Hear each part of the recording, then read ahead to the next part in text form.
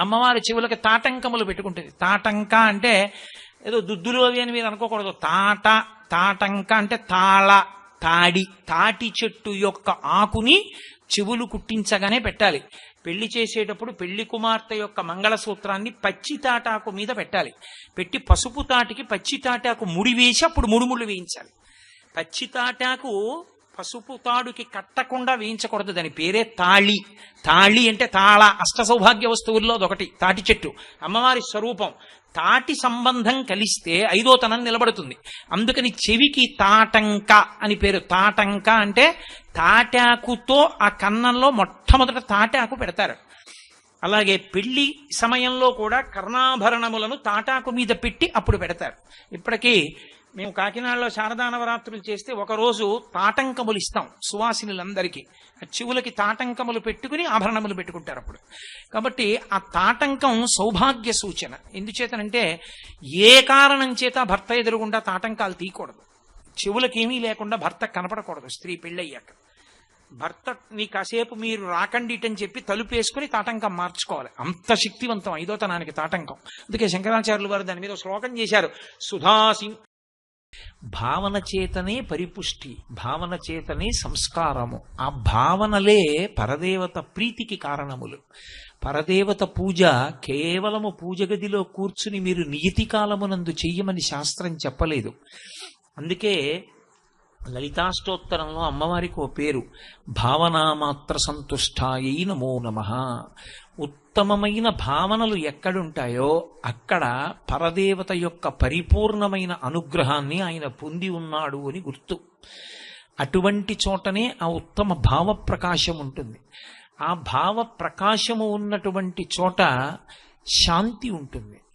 కాబట్టి ఇప్పుడు విషంగుడు ఏం చేశాడు అంటే ఎవ్వరి మనసులలోనూ ఆర్ద్రత లేకుండా చేశారు. ఆర్ద్రత అన్నమాట మీరు చాలా జాగ్రత్తగా అర్థం చేసుకోవలసి ఉంటుంది. ఆర్ద్రత అంటే తడిగా ఉండుట అని అర్థం. తడిగా ఉంటే ఏమవుతుంది అంటే సృష్టి జరుగుతుంది. ఈ శ్రావణ భాద్రపద మాసములను ప్రత్యేకంగా పరదేవతా సంబంధంతోనే స్తోత్రం చేస్తారు. అందుకే శ్రావణ మాసం ఇప్పుడే నేను బయలుదేరుతూ ఆ సత్యనారాయణమూర్తి గారి ఇంట్లో దాని గురించి మాట్లాడుతున్నాను. శ్రావణ మాస సోమవారం నాడు చాలా ప్రత్యేకమైనటువంటి వైభవం. శ్రావణ మాసంలో సోమవారంది నిజానికి అగ్రస్థానం. చాతుర్మాస్యం చేసే పీఠాధిపతులు కూడా సోమవారం నాడు విశేష అభిషేకం చేస్తారు. ఎందుచేత అంటే ఆర్ద్రత అంటే తడిగా ఉండుట. ఈ శ్రావణ భాద్రపదముల యందు వర్షం పడుతుంది. వర్షం పడితే నామరూపములు లేకుండా పోయినటువంటివన్నీ కూడా నామరూపములను పొందుతాయి. నేను ఒక జామ పండు కింద పడేశాను అనుకోండి, ఆవు తింటుందని అది బద్దలయ్యి గింజల కింద పడతాయి. ఆవు వచ్చి జామ పండు తినేసింది, కానీ కొన్ని గింజలు భూమిలో పడ్డాయి. ఆ గింజలు ఏమిటో ఎవరికి తెలియదు. ఓ వర్షం పడింది శ్రావణ మాసంలో, జామ మొక్క మొలకెత్తుతుంది, వేప గింజ నుండి వేప మొక్క మొలకెత్తుతుంది, మామిడి టెంక నుండి మామిడి మొక్క మొలకెత్తుతుంది. నామరూపాత్మకమైనటువంటి జగత్తు విస్తరిల్లేటటువంటి కాలము శ్రావణ భాద్రపదములు. ఈ సృష్టి అంతా నామరూపాత్మకంగా జరగడానికి ప్రకృతి అంటారు. ప్రకృతి స్వరూపిణి అమ్మవారు. అందుకే శ్రావణ భాద్రపదాలు ప్రత్యేకించి పరదేవతా స్పర్శ కలిగినవై ఉంటాయి. అటువంటి శ్రావణ భాద్రపద మాసాల్లో తడి లేదనుకోండి, వాన పడలేదనుకోండి, ఏ చెట్టు మొలకెత్తదు. అసలు తడి ఉంటే మొలకెత్తుట, తడి లేకపోతే మొలకెత్తుట అన్న మాట ఉండదు. మనసు ఆర్ద్రతతో నుండుట. ఆర్ద్రత అంటే మనసు తడిగా ఉండుట. మనసు తడిగా ఉండుట అంటే మనసు మీద నీళ్లు పొయ్యమని కాదు దాని ఉద్దేశ్యం.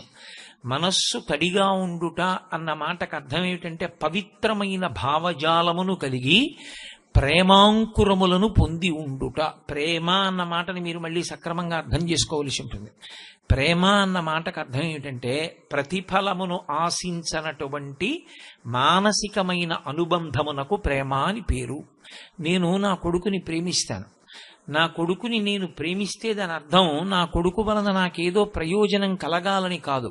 నా కొడుకుని నేను ప్రేమించుట అంటే ప్రతిఫలాన్ని కోరకుండా నేను నా కొడుకు వృద్ధిలోకి రావాలని కోరుకుంటాను. అలాగే నా శిష్యులు వృద్ధిలోకి రావాలి అని నేను కోరుకుంటూ ఉంటాను. అందులో నా శిష్యులు వృద్ధిలోకి వస్తే నాకేదో ఇవ్వాలన్న కోరిక నాకేం ఉండదు. అలా లేకుండా కోరుకునేటటువంటి దాన్ని ప్రేమ అంటారు. అటువంటి పవిత్రమైన ప్రేమ ఒక్కొక్క చోట ఒక్కొక్క రూపంలో ప్రకాశించాలి. దీనులు కనపడ్డారనుకోండి, కారుణ్యము, దయా అన్న పేరుతో ప్రకాశించాలి. పెద్దలు కనపడ్డారనుకోండి, భక్తి అన్న పేరుతో ప్రకాశించాలి. నాకన్నా చిన్నవాళ్లు కనపడ్డారనుకోండి, వాత్సల్యము అన్న పేరుతో ప్రకాశించాలి. ఆ ప్రేమయే దేశకాలాదులను వర్ణాశ్రమములను ఆధారం చేసుకుని ఎప్పుడు ఏ రూపంలో ఎలా ప్రకాశించాలో అలా ప్రకాశిస్తుంది. ఇలా ప్రకాశించడానికి అనువైనటువంటి అధ్యవసాయముతో కూడిన బుద్ధికి ఆర్ద్రత అని పేరు. ఈ ఆర్ద్రత మనసులో ఉంటే తప్ప భావములు పుట్టవు. నేలకి తడి లేకపోతే గింజలు మొక్కలుగా ఎలా మొలకలెత్తవో, ఆర్ద్రత లేని మనస్సునందు భావజాలం ఉదయించదు. విషంగుడు ఏం చేశాడు అంటే, అందరి మనసులలో ఉండేటటువంటి ఆర్ద్రతని తీసేశాడు. కాబట్టి ఇప్పుడు ప్రేమ లేదు, సంతోషం లేదు, ఆనందం లేదు, ఒకరి పట్ల ఒకరికి కారుణ్యం లేదు. అప్పుడు ప్రపంచమునందు శోభ అన్నమాట ఏముంటుంది? అసలు అందము అన్నమాట ఏముంటుంది? ఒక కోయిల వేప చెట్టు మీద కూర్చుని కూసింది. ఆ కోయిల పాట విని నేను ఎంతో ఆనందించాను అనుకోండి, అప్పుడు పవిత్రమైన భావజాలం. పక్షులు కిలకిలా రావాలు చేశాయి. మీరు శ్రీరామాయణం బాగా చదివితే పక్షుల అరుపులు వినడానికి మీకు ఒక ప్రత్యేకమైన సంతోషం ఉంటుంది. మహర్షి ఎన్ని రకాల పక్షులు వర్ణిస్తారో అద్భుతం అసలు శ్రీరామాయణం. ఆ పక్షుల కూతలు విని మీరు పరవశించిపోతున్నారనుకోండి, మీలో భావజాలం ఉన్నది అని గుర్తు. ఇవన్నీ విషంగుడు తీసేశాడు. విశుక్రుడు పురుషుల యందు ఉండేటటువంటి వీర్యాన్ని, వారి తేజస్సుని హరించాడు. ఇప్పుడు ప్రత్యుత్పత్తి లేదు. స్త్రీల యందు ప్రేమ లేదు, పురుషుల యందు ప్రేమ లేదు, పురుషుల యందు వీర్యము లేదు. కాబట్టి ప్రత్యుత్పత్తి లేదు. అంటే సృష్టి స్తంభన స్థితిని పొందింది. సృష్టి యందు ఇక కొత్తగా పుట్టకపోతే స్థితి అన్నమాట ఎక్కడుంది? లేదు. స్థితి లేనప్పుడు లయ జరిగిపోతుంటుంది, అంతే, పడిపోతారు. ఉన్నతి ఉండదు. అంటే సృష్టిని పరమేశ్వరుడు చేసినటువంటి ధర్మ నిర్మాణాన్ని ప్రశ్నించే రీతిలో వాళ్ళు వ్యవస్థనంతటినీ కూడా వైక్లభ్యానికి గురి చేశారు. అది వాళ్ళిద్దరూ చేసినటువంటి పని. భండు వాళ్ళిద్దరిని ప్రోత్సహించాడు. సంతోషంగా ఉన్నాడు. ఇది దిద్దాలి. ఇప్పుడు దిద్దడం కోసం దేవతలు హిమాలయ పర్వతాల మీద ఒక పెద్ద యాగాన్ని సంకల్పం చేశారు. సంకల్పం చేసి వాళ్ళు తమని తాము ఆహుతులుగా సమర్పించారు. అందులోంచి పరదేవతా స్వరూపం ఆవిర్భవించింది. చిదగ్నికుండ సంభూత దేవకార్య సముద్యత. దేవతల యొక్క కార్యాన్ని తీర్చడానికి పరదేవత ఆ చిదగ్నిగుండంలోంచి పైకొచ్చింది. ఈ పైకి వచ్చినటువంటి స్వరూపాన్నే లలితా స్వరూపము, కామాక్షి స్వరూపము అని పిలుస్తూ ఉంటారు. ఇందులో ఒక నియమం ఉంటుంది. పరమేశ్వరుడు నిజానికి స్త్రీ కాదు, పురుషుడు కాడు, నపుంసకుడు కాడు. అసలు పరమేశ్వరుడికి లింగభేదం లేదు. అందుకే పోతన గారు గజేంద్ర మోక్షం చేస్తూ స్త్రీ పురుష నపుంసక మూర్తియును కాక, తిర్య అమర నరాది మూర్తియును కాక, గర్మ గుణ భేద సదసత్ప్రకాశి కాక, వెనుక నన్నియుతానగు విభుతలంతు అంటారు. పరమేశ్వరుడు స్త్రీయా, పురుషుడా, నపుంసకుడా ఉండదు. అందుకే మీరు ఏ సహస్రనామ స్తోత్రం చదవండి, అందులో పరంజ్యోతి అని ఒక నామం ఉంటుంది. పరంజ్యోతి నపుంసక నామం. మీరు మీ మనసు యొక్క ఆర్ద్రతని బట్టి ఈశ్వర స్వరూపాన్ని ఆ రూపంలో చూస్తారు. నేను ఇప్పుడు పరదేవత గురించి చెప్తే అంతే పారవస్యంతో చెప్తాను. ఇప్పుడు ఇక్కడ అయిపోయిన తర్వాత నేను వేరొక చోట సుందరకాండ చెప్తాను. అప్పుడు నేను సీతారామచంద్ర ప్రభువు గురించి అంతే పారవస్యంతో చెప్తాను. ఎందుకంటే అదే పరమేశ్వరుడు, ఆ పరతత్వమే ఆ రూపములను పొందుతూ ఉంటుంది. నిజానికి ఆయన అదే కాదు, ఆయన నిర్గుణుడు అసలు. అందుకే శంకర భగవత్పాదులు వేదాంత డిండిమం చేస్తూ ఒక మాట అంటారు, సాకారంచ నిరాకారం నిర్గుణంచ గుణాత్మకం తత్వం తత్పరమం బ్రహ్మ ఇది వేదాంత డిండిమహ అంటారు. వ్యాసుడు దేవీ భాగవతం చేస్తూ సగుణ నిర్గుణా సాతద్విధా ప్రోక్త మనీషిభి సగుణ రాగిభి సేవ్య నిర్గుణాతుర్విరాగిభి అంటాడు. సగుణ పరబ్రహ్మాన్ని కోరికలున్న వాళ్ళు ఆరాధిస్తారు. నిర్గుణ పరబ్రహ్మాన్ని ఏ కోరిక లేనివాడు ఆరాధన చేస్తాడు, జ్ఞానాన్ని అపేక్షించినవాడు. అందుకని పరమేశ్వరుడికి రూపం ఏమిటి? ఆయనకు ఒక రూపం ఉండదు. కానీ మన మనసుకి ఆలంబనం కల్పించడం కోసం పరమభక్తులైన వారు ఈ రూపంలో నువ్వు నాకు కనపడకపోతే నేను ఉండలేనన్న వాళ్ళ కోసం నేను ఆ రూపాన్ని పొందాను తప్ప నాకు అసలు రూపం ఏమిటి అన్నాడు. అజాయమానో బహుధా విజాయతే అంది శృతి. అసలు పుట్టవలసిన అవసరం లేనివాడు, ఎప్పుడూ అంతటా నిండి నివిడీకృతమై ప్రకాశించువాడు ఈ కంటికి అందేటట్టుగా కిందకి దిగి వచ్చాడు. అవతార అంటారు. అందుకే తార అంటే ఈ కంటికి యథార్థ స్వరూపం తెలియదు. ఈ భూమి కన్నా సూర్యుని కన్నా కొన్ని వేల రెట్లు పెద్దదై స్వయం ప్రకాశకమైన తార ఆకాశంలో ప్రకాశిస్తే మాంసనేత్రం పట్టుకోలేదు. అవతార కిందకొచ్చిందనుకోండి తెలుస్తుంది, ఈ మాంసనేత్రంతో చూడబడడానికి వీలుగా తను కిందకి దిగితే అవతార. అలా పరతత్వం కిందకి దిగొస్తే అవతార స్వీకారము చేసినది అంటారు. పరదేవత అవతార స్వీకారం చేసి చిదగ్నికుండంలోంచి బయటికి వచ్చింది. ఇందులో చిన్న తంత్రభేదం ఒకటి ఉంటుంది. పురుషస్వరూపంగా మీరు ఈశ్వరుణ్ణి ఆరాధన చేస్తే పాదాది కేశాది పర్యంతం చెప్పాలి, అంటే పాదముల నుండి తల వరకు చెప్పాలి.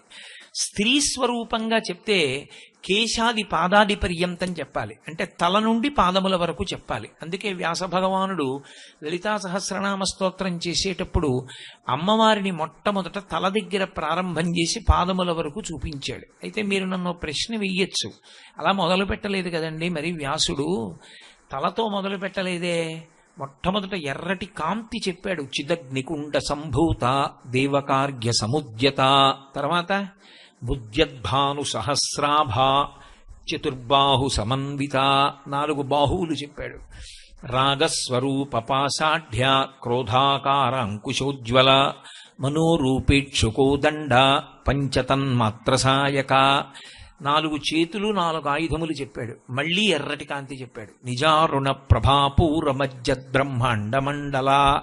ఇప్పుడు తల దగ్గరికి వెళ్ళాడు. చంపకాశోక పున్నాక సౌగంధికల సత్కచ.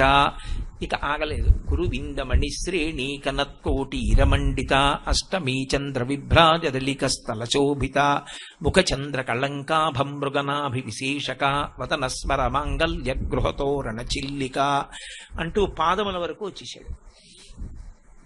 బాగా గుర్తుపెట్టుకోవాలి, లలితా సహస్రనామ స్తోత్రమునందు వ్యాస భగవానుడు ఒక్క పెద్ద రహస్యాన్ని దాచాడు. మొట్టమొదట అమ్మవారి ఆవిర్భావం చెప్పేటప్పుడు ఆ చిదగ్నిగుండంలోంచి వచ్చిన అమ్మవారి యొక్క రూపాన్ని ముందు చెప్పలేదు. చెప్పకుండా ఉద్యద్భాను సహస్రాభ అన్నాడు. ఉత్ అంటే పైకి లేవడం, ఉదయిస్తున్నటువంటి సూర్యబింబములు సహస్రము. సహస్రము అంటే 1000 కాదు, అనంతము అని అర్థం సంస్కృతంలో.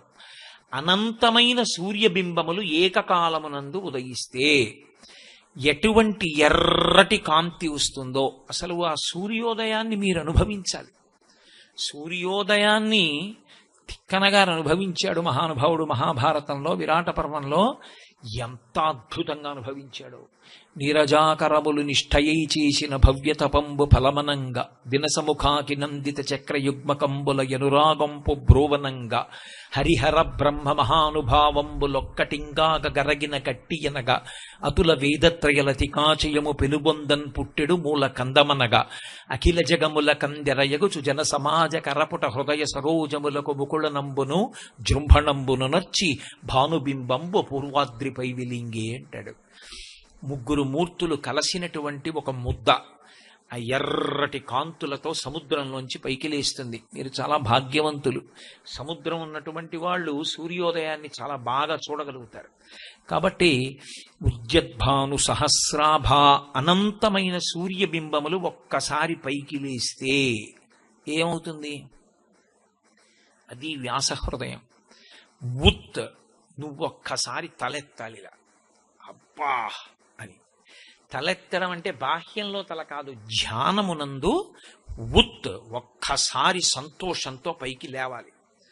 ఎందుకని అంటే శ్రీసరణి అంటారు శంకరాచార్యులు వారు సౌందర్యలహరి చేస్తూ. శ్రీసరణి అని పిలుస్తారు దాన్ని. శ్రీసరణి అన్న మాట ధ్యానం అలవాటు ఉన్న వాళ్ళకి అర్థమవుతుంది. అది ధ్యానం అలవాటు లేని వాళ్ళకి దాని వైభవం తెలియదు. శ్రీసరణి అంటే కన్నులు మూసుకొని ధ్యానం చేసినప్పుడు సూర్యబింబం యొక్క ఉదయాన్ని ఆ బింబం ప్రకాశం ప్రారంభమైతే ప్రత్యేకంగా సముద్రపు ఒడ్డున కూర్చుని చూడాలి. నేను విశాఖపట్నం ఉపన్యాసాలకు వస్తే మా సుబ్బారావు ఇంట్లో ఉన్నప్పుడు తప్పకుండా సముద్రపు ఒడ్డుకి వెడతా, తెల్లవారకట్ట వెళ్ళి ఆదిత్య హృదయం పారాయణం చేస్తూ ఆ సూర్యోదయాన్ని అనుభవిస్తూ ఉంటాను. ఆ ఎర్రటి కాంతి కుంకుమ బిందువు నుండి వచ్చినట్టు సముద్రం అంతా పడుతుంది. పడిది పశ్చిమ దిక్కు వరకు పడి మొత్తం అంతా ఎర్రటి కాంతిలో నిండిపోతుంది. అది కొద్ది క్షణాలు ఉంటుంది, తర్వాత బంగారు రంగు పొందుతుంది బింబం. బంగారు రంగు తర్వాత ఇక దుర్నిరీక్ష, మీరు మాంసనేత్రంతో ఇక చూడలేరు, తేజస్సు పుంజేసుకుంటుంది. ఆ ఎర్రటి బింబం ఉందే దాన్ని కన్నులతో చూడొచ్చు.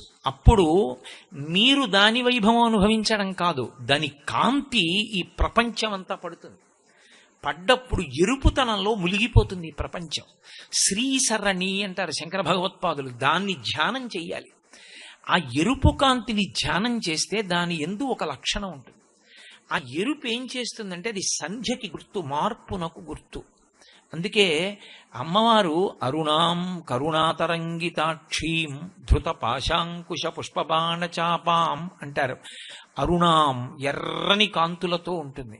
అమ్మవారి గురించి మీరు ఎప్పుడు ఎక్కడ చెప్పినా ఎరుపు, పరమేశ్వరుడు గురించి ఎప్పుడు చెప్పినా తెలుపు. ఎందుకంటే ఆయన శుద్ధ సత్వాతీతుడు, మారనివాడు, తెల్లగా ఉంటాడు. మారనివాడిలో నుండి మారేవాడిగా చేసినది పరదేవత, అందుకని ఎర్రగా ఉంటుంది. మీరు అందుకే చూడండి, అసలు ఈ లోకమంతా కూడా తెలుపు ఎరుపుల యొక్క మిశ్రమం యథార్థానికి. కారణం ఏమంటే ఈ సృష్టి అంతా జరగడానికి కారణమైనటువంటి పురుష వీర్యము తెలుపు, స్త్రీ శోణితము ఎరుపు. శుక్రశోణితములు కలిస్తే ఈ జగత్ ఏర్పడుతుంది. జాయతే గచ్చతే ఇది జగత్. మీరు చిదంబరం వెళ్ళి దక్షిణామూర్తి దేవాలయం ఉంటుంది, దక్షిణామూర్తి దేవాలయం వెనకాతలకి వెళ్ళి గోడ మీద చూస్తే కొన్ని అద్భుతమైనటువంటి విషయాలు ఉంటాయి.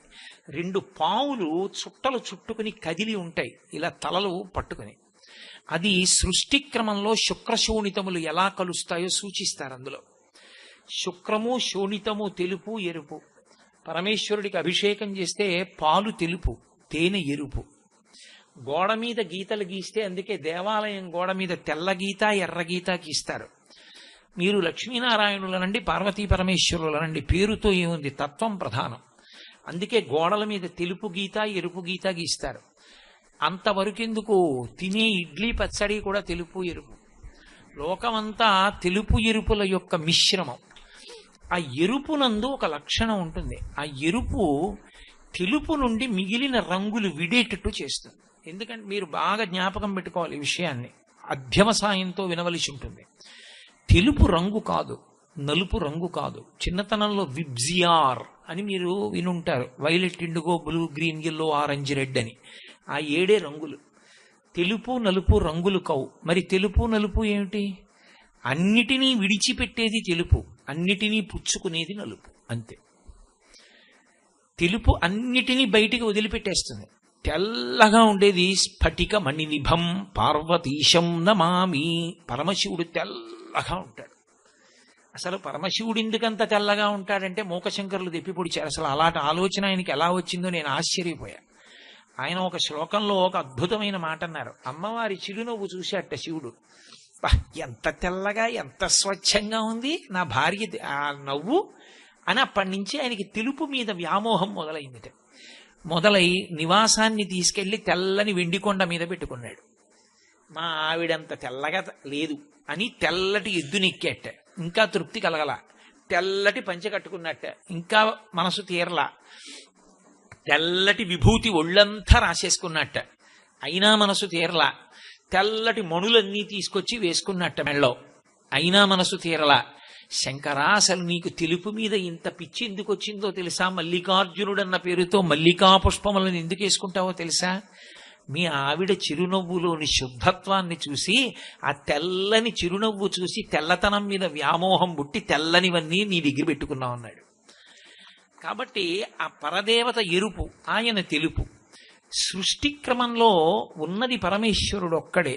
అద్వైతం అద్వితీయం అంటారు శంకర భగవత్పాదులు. అద్వైతం అద్వితీయం ఒకటే భావన. అద్వితీయం అంటే రెండవది లేనిది, అద్వైతం రెండు కానిది, ఒక్కటి, ఒక్క ఒక్క పరబ్రహ్మమే. అటువంటి పరబ్రహ్మము నుండి జీవుడనేటటువంటి స్థాయికి మనం జారిపోయాం కిందకి. ఈ శరీరాన్ని చూపించి ఇది నేను అన్న అజ్ఞానావస్థ యందు ఉంటాడు. అలా ఉండడానికి కారణం అమ్మవారు. ఆవిడ మాయాస్వరూపిణి అయి తిప్పుతోంది లోకాన్ని. అందుకే మహామాయా విశ్వం భ్రమయసి పరబ్రహ్మ మహిషి అంటారు శంకర భగవత్పాదులు. మహామాయాస్వరూపిణి అయి ఆమె తిప్పుతుంటుంది లోకాన్ని.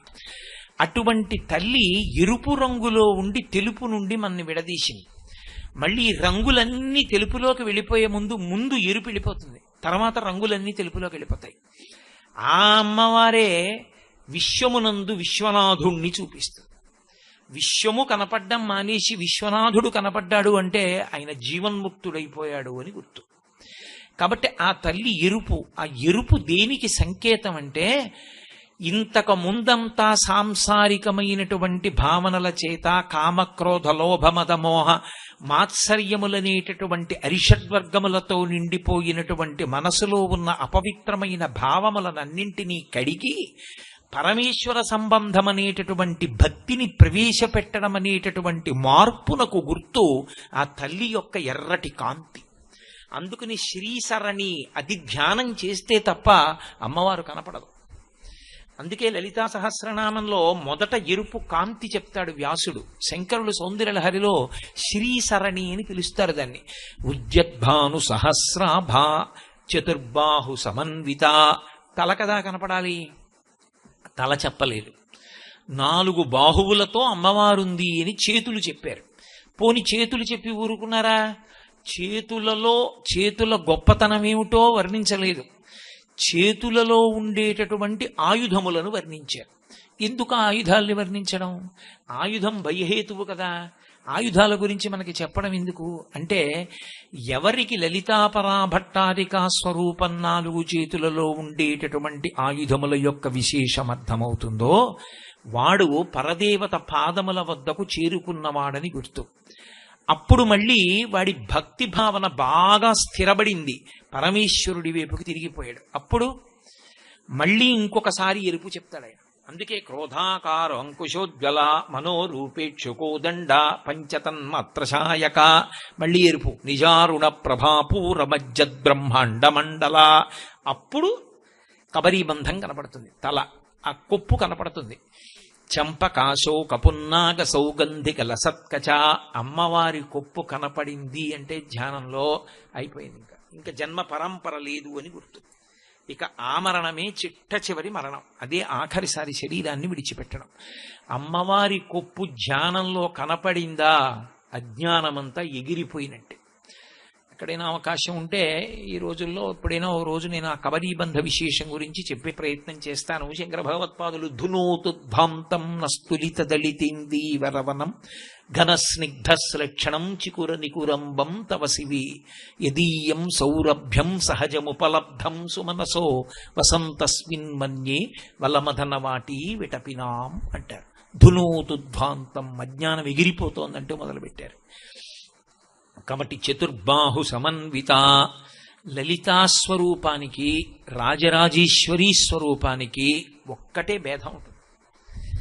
ఇద్దరు చేసేటటువంటి అనుగ్రహము ఒక్కలాగే ఉన్నా తంత్రరీత్యా వాళ్ళిద్దరి యొక్క రూపాల్లో ఒక భేదం ఉంటుంది. లలితని చూసి రాజేశ్వరి అని, రాజరాజేశ్వరిని చూసి లలిత అని అనుకుంటూ ఉంటారు.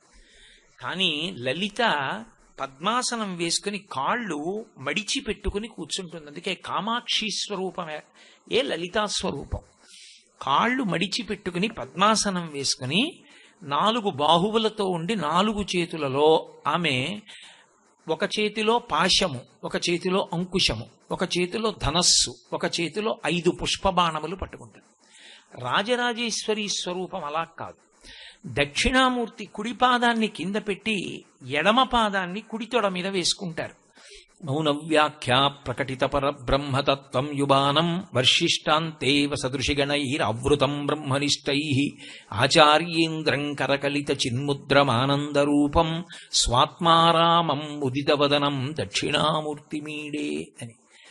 రాజరాజేశ్వరి స్వరూపం కుడి కాలు మడుచుకుంటుంది, కుడి పాదం కనపడదావిడిది. ఎందుకంటే ఈ కుడి పాదాన్ని తీసుకెళ్లి ఈ తొడ కిందకుంటుంది.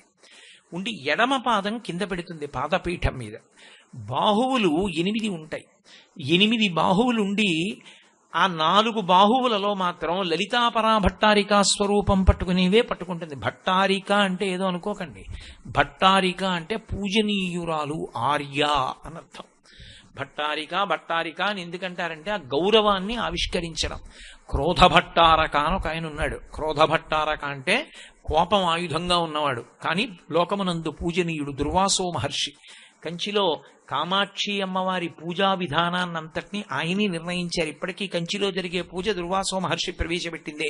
అందుకే మీరు కంచి కామాక్షి ఆలయంలోకి వెడితే ఎడంపక్కకి తిరగగానే గోడ మీద దుర్వాసో మహర్షి ఉంటారు. ఆయనే ఆర్యాదిశతి 200 శ్లోకాలతో చేశాడు.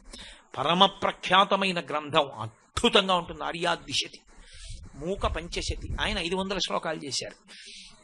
ఆ దుర్వాసో మహర్షికి క్రోధభట్టారక అని పేరు, శృంగార భట్టారక కాళిదాస మహాకవి. ఇలా ఒక్కొక్కరికి ఒక్కొక్క పేరు. భట్టారక, భట్టారిక అంటే పూజనీయులు అన్న మాటని వాడడానికి ఆ పదాన్ని కలుపుతారు. కాబట్టి లలితాపరా భట్టారిక, రాజరాజేశ్వరి. రాజరాజేశ్వరి లలితమ్మ పట్టుకునేటటువంటి పాశము, అంకుశము, ధనస్సు, బాణములు, ఈ 4టితో పాటుగా ఆమె చేతిలో అక్షమాల. అక్షమాల అంటే అకారము నుండి క్షకారము వరకు ఉన్నటువంటి అక్షరములనన్నిటినీ మాలగా చేసి చేతిలో పట్టుకుంటుంది. అసలు నిజానికి అమ్మవారి శరీరం మామూలు శరీరం కాదు. అది అకారము నుండి క్షకారము వరకు ఉన్నటువంటి అక్షర స్వరూపమే ఆవిడ శరీరం. అందుకే ఆదిక్షాంతి సమస్త వర్ణనకరీ శంభు ప్రియే శాంకరీ అంటారు శంకరాచార్యులు వారు అన్నపూర్ణాష్టకం చేస్తూ. అకారము నుండి క్షకారము వరకు ఉన్న సమస్త అక్షర వాంగ్మయ స్వరూపమే ఆమె యొక్క శరీరము. కాబట్టి రాజరాజేశ్వరి స్వరూపం చేతిలో అక్షమాల పట్టుకుంటుంది, ఒక చేతిలో పుస్తకాలు పట్టుకుంటుంది. అక్కడ 6. మిగిలిన 2 చేతుల్లో వర, అభయ ముద్రలు పట్టుకుంటుంది. ఈ 8 చేతులతో ఉండి కుడికాలు మడిచి ఎడంకాలు కింద పెడితే తంత్రంలో ఆవిడ్ని రాజరాజేశ్వరి స్వరూపము అని పిలుస్తారు. రాజన్మత్తమరాళ మంద గమనాం రాజీవ పత్రిక్షణాం రాజీవ ప్రభవాది దేవమకుటై రాజత్పదాంభోరుహాం రాజీవాయత పత్రమండిత కుచాం రాజాధిరాజేశ్వరీం శ్రీశైలస్థలవాసినీం భగవతీం శ్రీమాతరం భావయే అని భ్రమరాంబని స్తోత్రం చేస్తూ ఆ రాజరాజేశ్వరి స్వరూపంగా ఆవిడ నడిస్తే ఉండే వైభవాన్ని వర్ణిస్తారు. కాబట్టి ఆ తల్లి లలితాపరా భట్టారికా స్వరూపంగా యజ్ఞగుండంలోంచి ఆవిర్భవించింది. ఆవిర్భవిస్తే ఆ తల్లి యొక్క చేతులు ముందు చెప్పారు వ్యాస భగవానుడు. చేతులలో ఉండే ఆయుధములను చెప్పారు. ఇదే శంకర భగవత్పాదాచార్య స్వామి వారు సౌందర్యలహరి చేస్తూ ఒక అద్భుతమైన శ్లోకం చేశారు. లలితా సహస్రనామ స్తోత్రమే సౌందర్యలహరిగా మారిపోతూ ఉంటుంది. కొణత్కాంచీదామా కరికలభ కుంభస్తననత పరిక్షీణా మధ్యే పరిణత శరచంద్రవదన ధనుర్బాణం పాశం శృణిమపి దధానా కరతలైః అని ఆ శ్లోకం దగ్గరికి వచ్చేటప్పటికీ శంకర భగవత్పాదులు అమ్మవారి యొక్క పేరు చాలా విచిత్రంగా చెప్పారు. పురస్తాదస్తాం నః పురమధితురహో పురుషికా అన్నారు. నిజానికి అది పొడుపు కథ ఆ శ్లోకం. ఆ శ్లోకంలో ఎక్కడ శంకరాచార్యులు వారు ఎవరిని పిలుస్తున్నారో, ఏ పేరుతో పూజ చేస్తున్నారో, ఎవరికి నమస్కారం చేస్తున్నారో ఆయన చెప్పాల.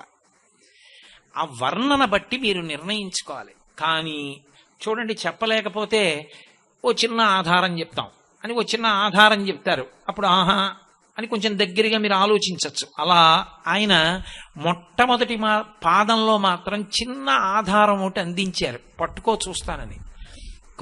కాంచీదామా కరికలభ కుంభస్తననత కాంచీ అక్కడ వేశారు. కాంచీ అనగానే ఓ కామాక్షి అని తెలుస్తుంది. కామాక్షియే లలిత, ఇద్దరిది ఒకటే స్వరూపం.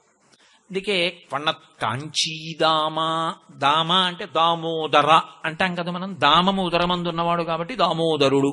కార్తీక మాసంలో త్రయంబకుణ్ణి కానీ దామోదరుణ్ణి కానీ ఆవాహన చేసి దీపానికి పూజ చేస్తారు. కాబట్టి ఆ దామోదర అన్నట్టుగానే క్వణత్ కాంచీదామ. క్వణత్ అంటే చప్పుడు, మేఖల చప్పుడు అవదు. మేఖల అంటే చప్పుడు ఉండదు. అందుకే ఉపనయనం చేసినప్పుడు మేఖలాధారణ చేయించారంటారు.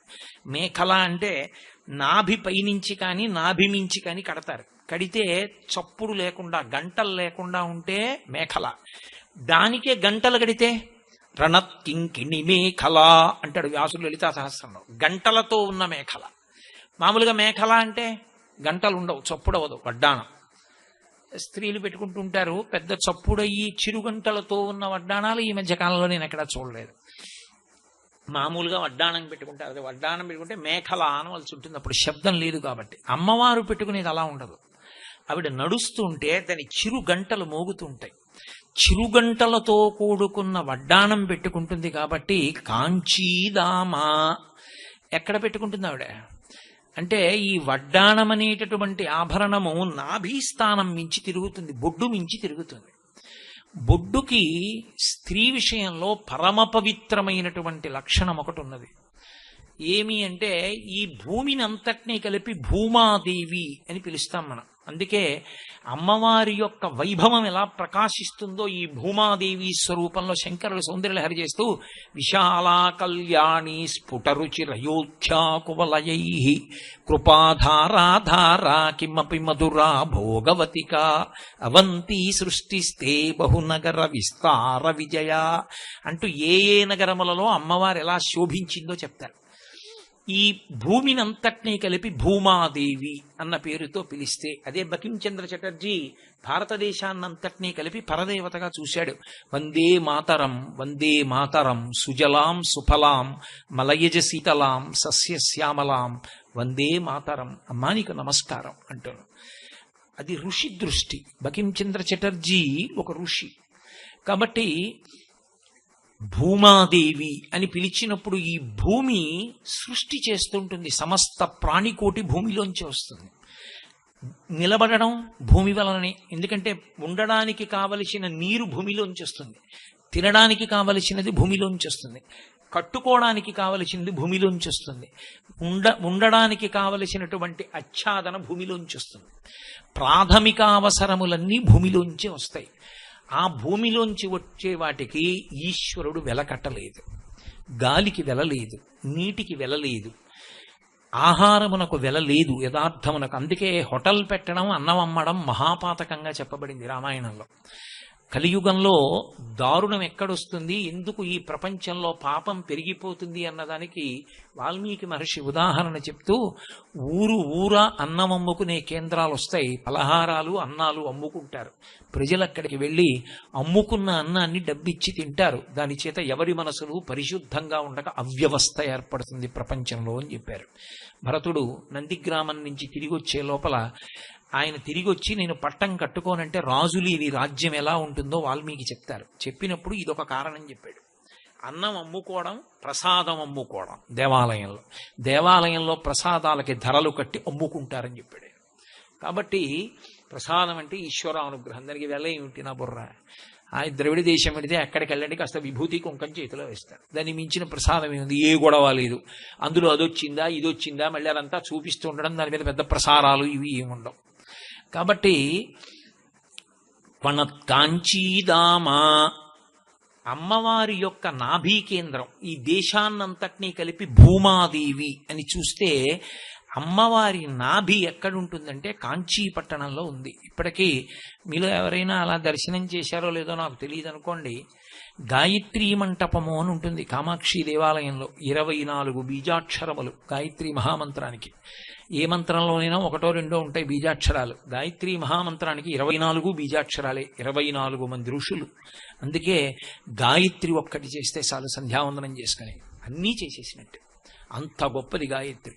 కాబట్టి అటువంటి గాయత్రీ మహామంత్రం అత్యుత్కృష్టము. ఆ కామాక్షి మంటపంలో 24 బీజాక్షరాలు 24 స్తంభాలుగా వెలిసి ఉంటాయి. అదే గాయత్రీ మహామంటపం. ఆ గాయత్రీ మహామంటపంలోనే కామాక్షి పరదేవత కూర్చుని ఉంటుంది. ఆ కామాక్షి పరదేవత దర్శనం చేసుకుని మీరు బయటికి వచ్చినప్పుడు అరూపలక్ష్మి అని ఉంటుంది. ఆవిడ పక్కన వారాహి ఉంటుంది. వారాహికి ఎదురుగుండా సౌభాగ్య గణపతి, సంతాన గణపతి ఉంటారు. ఆ పక్కన ఒక స్తంభం ఉంటుంది. అర్చకుల అనుమతి లేకుండా పెట్టకూడదు. అర్చకుల అనుమతితోటే, దానికి తగిన శౌచం ఉంటేనే దానికి అనుమతింపబడతారు. ఆ స్తంభానికి కింద ఒక కన్నం ఉంటుంది. ఆ కన్నంలో వేలు పెడితే మెత్తగా తగులుతుంటుంది అమ్మవారి నాభి. అందుకని కాంచీదామా, ఆ కాంచీ పట్టణ విశేషం అమ్మవారి నాభి. లోపల పిల్లవాడు ఉన్నంతసేపు అమ్మ పోషిస్తుంది. ఆ నాభి గొట్టం ద్వారానే పోషింపబడతాడు. బయటికి వచ్చిన తర్వాత బొడ్డు కోసేస్తారు. నాభీబంధం తెగిపోతుంది, కానీ హృదయ బంధం తెగదు. మా అమ్మ కొడుకు అలా ఉండిపోతుంది. కాంచి సంబంధం తెగే సంబంధం కాదు, అందరికీ కంచితో సంబంధం ఉంటుంది. ఎందుకంటే మనందరి తల్లి అక్కడే ఉంది, కామాక్షి. అందుకే కథ కంచికి మనం ఇంటికి అంటుంది అమ్మ. చిన్నతనంలో అన్నం పెట్టేటప్పుడు కథలు చెప్పి, ఒరేయ్ నాన్న కథ కంచికి మనం ఇంటికి అంటుంది. అర్థం ఏంటంటే కడుపున పుట్టిన కొడుకుని ఇన్ని జన్మలు ఎత్తుతావురా ఇలా, పునరపి జననం పునరపి మరణం పునరపి జనని జఠరే చైనం జిహ సంసారే బహుదుస్తారే కృపయాపారే పాహిమురారే. ఎన్నాళ్ళు ఇలా జన్మలెత్తడం, ఇక ఈసారి నీ కథ కంచికి వెళ్ళిపోవాలి అంటే నువ్వు కాంచి కామాక్షిని చేరిపోవాలి అనడానికి అలా తల్లి అనలేదు కనుక నువ్వు 10 కాలాలు ఉండాలంటుంది. కాబట్టి నీ అన్న శబ్దాన్ని విడిచిపెట్టి కథ కంచికి మనం ఇంటికి అంటుంది. రా ఇంటికి వెళ్ళిపోవాలి అని కామాక్షి కథతో మొదలు పెట్టాలి అని. ఎప్పుడైనా మనవడు పుడితే మనవణ్ణి పక్కన పడుకోబెట్టుకున్న తాతగారు, నాయనమ్మ, అమ్మమ్మ మొదట చెప్పవలసిన కథ ఏది అంటే కాంచీపుర విశేషం చెప్పాలి. దక్షిణ భారతదేశంలో ఉన్న ఏకైక మోక్షపురి అయోధ్య, మధురా, మాయా, కాశీ, కాంచీ, అవంతిక, పురీ, ద్వారవతీ చైవ సప్తైతే మోక్షదాయక. 7 మోక్షపురాల్లో దక్షిణ భారతదేశానికి అంతటికీ కలిపి ఉన్న ఒకే ఒక మోక్షపురం కాంచి. కాబట్టి కాంచీదామా అది శంకరుల హృదయం. అమ్మా మేమందరం నీ బిడ్డలమమ్మా, నీ నాభీస్థానమును అలంకరించేటటువంటి ఆ వడ్డాణపు చిరుగంటల చప్పుడు నాకు వినపడుతోంది. అంటే నీకు నాకు ఉన్న సంబంధం తెగమంటే తెగేది కాదమ్మా. నువ్వు అమ్మవి, నీ కొడుకుని. ఎవరో పేరు చెప్పారా? చెప్పరు. కాంచీదామా కరికలభ కుంభస్తననత. ఏనుగు గున్నల యొక్క కుంభస్థలములు ఎలా ఉంటాయో అటువంటి స్తన సంపద కలిగిన తల్లి. దాన్ని తక్కువ చేసి చూడడం కానీ, మనసులో కుసంస్కారముతో కూడిన ఆలోచన కానీ ఉండకూడదు. అమ్మతనమునందు ఆడతనం ఉండదు. అమ్మలో ఆడతనం చూసిన వాడు కన్నా కూడా పాపాత్ముడు ప్రపంచంలో ఉండడు. అమ్మలో ఆడతనం ఎవ్వరూ చూడరు. మనసులో భావన అపవిత్రమైతే పొంగుతున్న పాల మీద నీళ్లు జల్లితే వెనక్కిళ్ళినట్టు అపవిత్ర భావన పొటమరించగానే అమ్మా అని పిలిస్తే చాలు, వెనక్కి వెళ్ళిపోతుంది అపవిత్ర భావన. అంత గొప్పది అమ్మా అన్న శబ్దం. ఆ అమ్మా అన్న శబ్దానికి లోకాన్ని పోషించే సూచన తల్లి స్తనములు. భర్త కన్నా పరదైవం ఆడదానికి ఎవ్వరు ఉండరు. ఆ భర్త ఆకలేస్తోంది పలహారం చేయవే అంటే వెళ్ళి వండి తెస్తుంది. కడుపున పుట్టిన కొడుకు క్యారుమని ఏడిస్తే ఆమె నిత్తురు పాలగా మారిపోతుంది. బసవేశ్వర పురాణం చేస్తూ పాల్కురికి సోమనాథుడు అంటాడు, మొగ్గ పువ్వు అయినప్పుడు ఈ సువాసన ఎక్కడి నుంచి వచ్చిందో మొగ్గలో ఎలా దాక్కుందో తెలియదు. అలా ఒక కన్యపిల్ల తల్లి అయినప్పుడు ఆమెలో మాతృత్వం పొంగి పాలు ఎలా స్రవించాయో తెలియదు. ఆ పరదేవతానుగ్రహం. అమ్మవారే అమ్మగా లోకంలో తిరుగుతుంటుంది. కుక్క కావచ్చు, పంది కావచ్చు, పిల్లి కావచ్చు. అమ్మతనం అమ్మతనమే. అమ్మతనంలో ఆడతనాన్ని చూడడం రావణ బుద్ధి. ఆడతనంలో తన భార్యని తప్ప మిగిలిన వారిలో అమ్మతనాన్ని చూడడం రామచంద్రమూర్తి బుద్ధి. నువ్వు రాముడివవుతావో రావణుడివవుతావో నీ అభీష్టం మేరకు నిర్ణయింపబడి ఉంటుంది. కాబట్టి అది బుద్ధిని సంస్కరించుకోవలసిన విశేషం. కాబట్టి కాంచీదామా కరికలభ కుంభస్తననత. ఇంతమంది బిడ్డల్ని పోషించాలా తల్లి. మీ ఊరి వారే మహానుభావుడు పేరాల భరతశర్మ గారు ఎంత అద్భుతమైన పద్యం చేశారో. శారదానందలహరి అని చేస్తూ అందులో ఒక పద్యరచన చేశారు ఆయన. ఒక్కడు ఎన్గుముకంబునను మరొక్కడు ఆరుముగాలతోడ నీయక్కున పాలుతావ జగమంత బిడ్డలు కన్న తల్లి నీడెక్కడ నుండి చేపెదకో ఇన బింబము చంద్రబింబమున్ తక్కక నీ యురంబనను దల్పకయున్న అహర్నిశల్సతి అన్నారాయన. అమ్మా నీకున్నవి 2 స్తనాలు. ఒకడు ఏనుగు ముఖం వాడు వచ్చి కూర్చున్నాడు, గజాననుడు విఘ్నేశ్వరుడు, ఒకడికి 6 ముఖాలు షణ్ముఖుడు కూర్చున్నాడు. ఇద్దరూ చెరోస్థానం తాగుతున్నారు. అందులో పాలన్నీ వాళ్ళకే చాలవు. ఇక అమ్మ మాకెప్పుడు ఇస్తావమ్మా, మరి మేమందరం బిడ్డలం కాం, మాకు నువ్వు పాలివ్వద్దు, నువ్వెప్పుడు ఇస్తావు మాకు అని అంటామేమోనని ఆవిడ ఇనబింబము చంద్రబింబమన్ సూర్య చంద్రబింబాల్ని రెండింటినీ తన స్థనాలుగా చేసుకుని, సూర్యకాంతి పడితే తప్ప మొక్కలో చూశారు ఆకుపచ్చతనం ఉంటుంది, ఆ ఆకుపచ్చతనమే ఆహారము మొక్కకి. అటువంటిది తయారవ్వాలి అంటే సూర్యరశ్మి పడాలి. చంద్రబింబము యొక్క కిరణములు పడితే ఓషధీతత్వము ప్రకాశిస్తుంది. ఈ రెండిటినీ స్థనములుగా ఉంచుకొని పంటలు పండించి మమ్మల్ని పోషిస్తున్న తల్లి, ఆ పిల్లలిద్దరూ నీ పిల్లలు తొడల మీద కూర్చున్నారని మాకెప్పుడు ఇస్తావమ్మా, మమ్మల్ని ఎప్పుడు పోషిస్తావమ్మా అని అంటామేమోనని సూర్యచంద్రుల్ని నీ స్థనములుగా పెట్టుకున్నావా అమ్మా అని స్తోత్రం చేశారు శర్మగారు. కాబట్టి అటువంటి తల్లి. కాబట్టి కరికల్లభ కుంభస్తనత పరీక్షీణా మధ్యే, అంతమంది పిల్లల్ని కన్న తల్లి కదా, అంత పెద్ద స్థనమండలం ఉన్న తల్లి కదా. మరి అటువంటి అప్పుడు ఈ పై భారాన్ని మోయడానికి నడుము ఎంత లావుగా ఉంటుంది అనుకుంటారేమో. 1,00,000 రోమలతాధారతాసమున్నీయ మధ్యమ అని కదా వ్యాసుడు. తీగ ఎలా ఉంటుందో అంత సన్నగా ఉంటుంది ఆవిడ నడుము.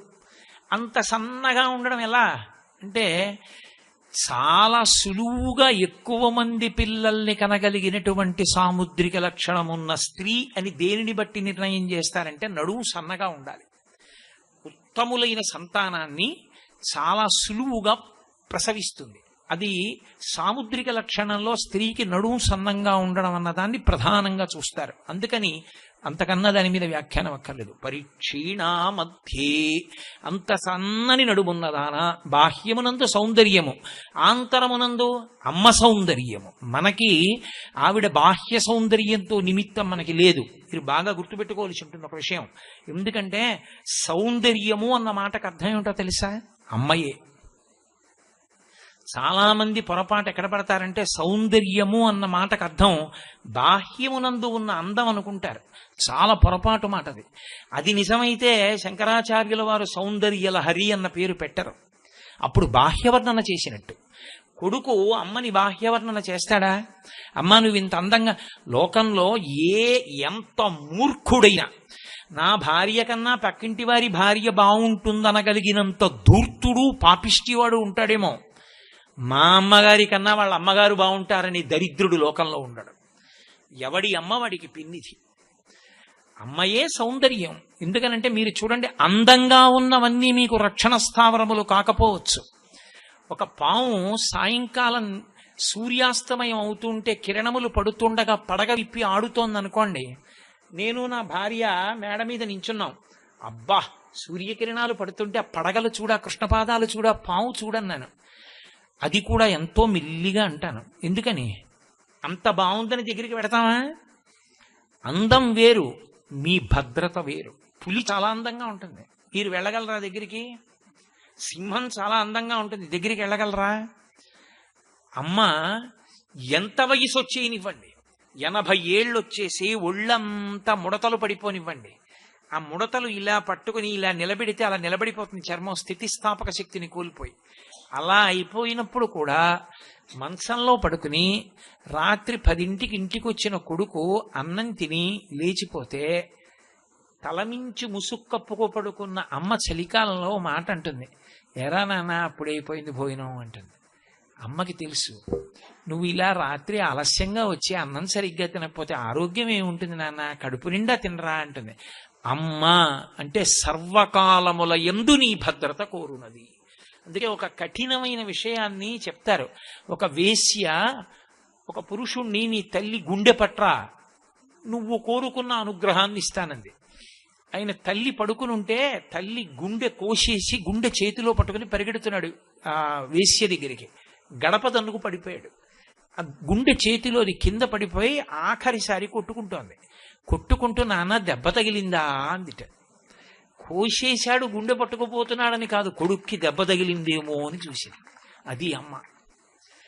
సాక్షాత్తు పరదైవంగా తను చూసినటువంటి భర్త చేతితో నిప్పు పెట్టినా వ్యానవాయువు వదలదు, శరీరం వదలదు వ్యానవాయువు.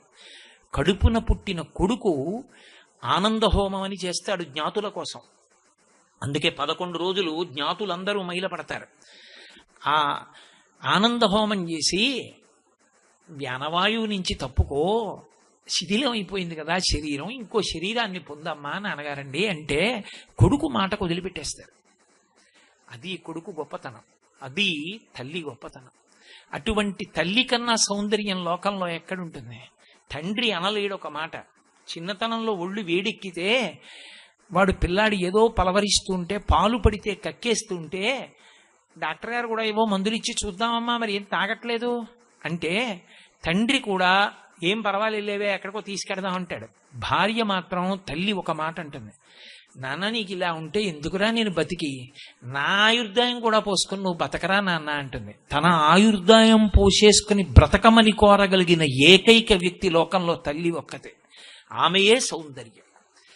ఎవరు నీ అభ్యున్నతిని మనసారా ఆఖరి ఊపిరిలో కూడా కోరుతారో, తాను వికారమును పొందినా కడుపు పెద్దదైనా భరిస్తుంది, నిత్తురు పోయి మృత్యు సదృశమైన ప్రసవ వేదన పొందినా చూస్తుంది. తనకి పరిచయం లేనివాడు పుడితే పొంగిపోయి నెత్తురు పాలగా మార్చి పడుతుంది.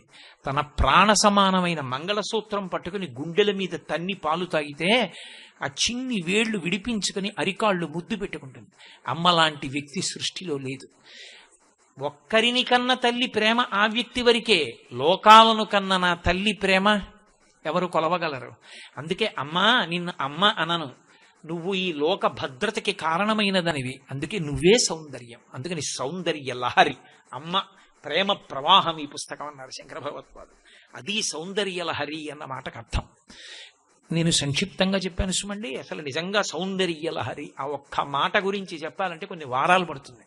శంకరులు పేరు పెడితే అలా ఉంటుంది. సౌందర్యానంద లహరి అనరు శంకరాచార్యులు వారు. అమ్మయే ఆనందం అంతే. పసిపిల్లాడికి ఏం తెలుసు, అమ్మ ఎత్తుకుంటే చాలు ఏడు పాపేస్తాడు. శివానంద లహరి అక్కడ ఆనందం. తెలుసుకుని నువ్వు ధ్యానంలో అనుభవించి పొందాలి, అది ఆనందలహరి. సౌందర్యలహరి సౌందర్యానందలహరి కాదు, సౌందర్యలహరి. అమ్మయే ఆనందం అంతే. అక్కడ ఆనందం క్వశ్చన్ లేదు. ఇంకా ఇలా ఒళ్ళో అమ్మ పడుకోబెట్టుకుందో తృప్తి, అమ్మ అన్నం పెట్టిందో అమృతం, అమ్మ చెయ్యి పెట్టి తల మీద ఆశీర్వచనం చేసిందో బ్రహ్మగారి ఆశీర్వచనం. అందుకని సౌందర్యమే అమ్మ, ఇంకా ఆనందం ఏమిటి? ఇంకా అందుకని సౌందర్య లహరి అన్నారు శంకర భగవత్పాదులు. కాబట్టి కొణత్కాంచీదామాకరి కలభ కుంభస్తనత పరీక్షీణ మధ్యే, సన్నని నడుమున్నదానివి. అంత సన్నటి నడుము ఎందుకుంది? ఇంతమంది బిడ్డల్ని కనాలి కాబట్టి. ఆ బ్రహ్మకీట జనని ఆమె ఏమన్నా ఒక్క మనకే తల్లా? ఈ సమస్త భూతములకు ఎన్ని ప్రాణులున్నాయో అన్ని ప్రాణులకు ఆవిడే తల్లి. అందుకే శంకరాచార్యులు వారు మాట అంటారు, అబ్బా ఏమనుభవించారో మహానుభావుడు. రైలు ఎక్కి వెళ్ళిపోతున్నప్పుడు వెంకటాచలం వెళ్ళి పుట్టు జుత్తులు ఇచ్చి చంటి పిల్లాన్ని ఎక్కించుకుని వస్తూ ఉంటారు. ఎవరు నేర్పారా తల్లికి? దానికి ఏమైనా శిక్షణా కేంద్రాలు ఉంటాయా? ఏదో వాళ్ళని అడిగి వీళ్ళని అడిగి లోయర్ బెర్త్ తెచ్చుకుంటారు. ఆ పసిపిల్లాన్ని అటు పడుకోబెట్టుకుని తల్లి ఇటు పడుకుంటుంది. అటుపక్క నుంచి ఇంకో రైలు ఎడుతుంది, పెద్ద చప్పుడు వస్తుంది. ఈ పిల్లాడు ఉలిక్కి పడతాడు. అమ్మ వెంటనే నిద్ర లేచి ఆ పిల్లాడి వీపు మీద చెయ్యేసి గుండెల దగ్గరికి లాక్కుంటుంది. వాడంతే పడుకుంటాడు. భద్రత, భయరహిత స్థితి, అమ్మ స్పర్శ చాలు. కాబట్టి ఇంతమంది బిడ్డల్ని కన్న తల్లి కాబట్టి అమ్మ ఎప్పుడు చూసుకుంటూ ఉంటుంది తన పిల్లలందరినీ. అందుకే శంకరులు అన్నారు, దృశాద్రాఘీయస్యాదర దళిత నీలోత్పల రుచా దవీయాంసం దీనం స్నపయ కృపయా మమపి శివే అన్నారు శ్లోకంలో సౌందర్యలహరిలో. ఈ బ్రహ్మాండములు ఎంతవరకు ఉన్నాయో అంతకన్నా ఇంకా దూరం చూస్తుందట కళ్ళిలా తిప్పుతూ. అంత పెద్ద కళ్ళు ఆవిడ ఇక్కడ వరకు ఉంటాయి. అందుకే ఆకర్ణాంత విశాల నేత్రములు అంటారు. ఇక్కడ వరకు కళ్ళు ఉంటే అసహ్యంగా ఉండదా అండి అని మీకు అనుమానం రావచ్చు. మీరు ఎప్పుడైనా భీమవరంలో మావుళ్ళమ్మ తల్లి అని ఉంది, ఆ తల్లి దర్శనం చేసి చూడండి. ఆవిడ కళ్ళు ఇక్కడ వరకు ఉంటాయి. ఇక్కడ వరకు ఉన్న కళ్ళతో అమ్మ అందం ఏమిటో చూడాలంటే, ఆ తల్లి సౌందర్యం చూడాలంటే మావుళ్ళమ్మ తల్లిని చూస్తే ఆకర్ణాంత విశాల నేత్రముల యొక్క సౌందర్యం అర్థమవుతుంది. కాబట్టి ఆమె ఎప్పుడు బిడ్డల్ని చూసుకుంటూ ఉంటుంది. ఇంతమంది బిడ్డల్ని కన్న తల్లి కాబట్టి పరీక్షీణ మధ్యే పరిణత శరచంద్రవదన. ఆ తల్లి యొక్క ముఖమండలం పరిణత శరచంద్రవదన. నేను ఈ శ్లోకంలోకి ఎందుకు వచ్చానంటే లలితా సహస్రంలోంచి అక్కడ 4 బాహువులే చెప్తారు వ్యాసుడు, ఒక మూర్తినంతటినీ చెప్తున్నారు శంకరులు, రెండిటిని అన్వయం చేస్తున్నాను అందుకని.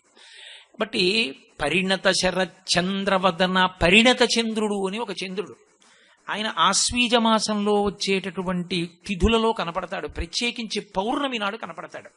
ఒక్క ఆశ్వీజ మాసంలో కనపడేటటువంటి పౌర్ణమి నాటి చంద్రుడికే పరిణత చంద్రుడని పేరు.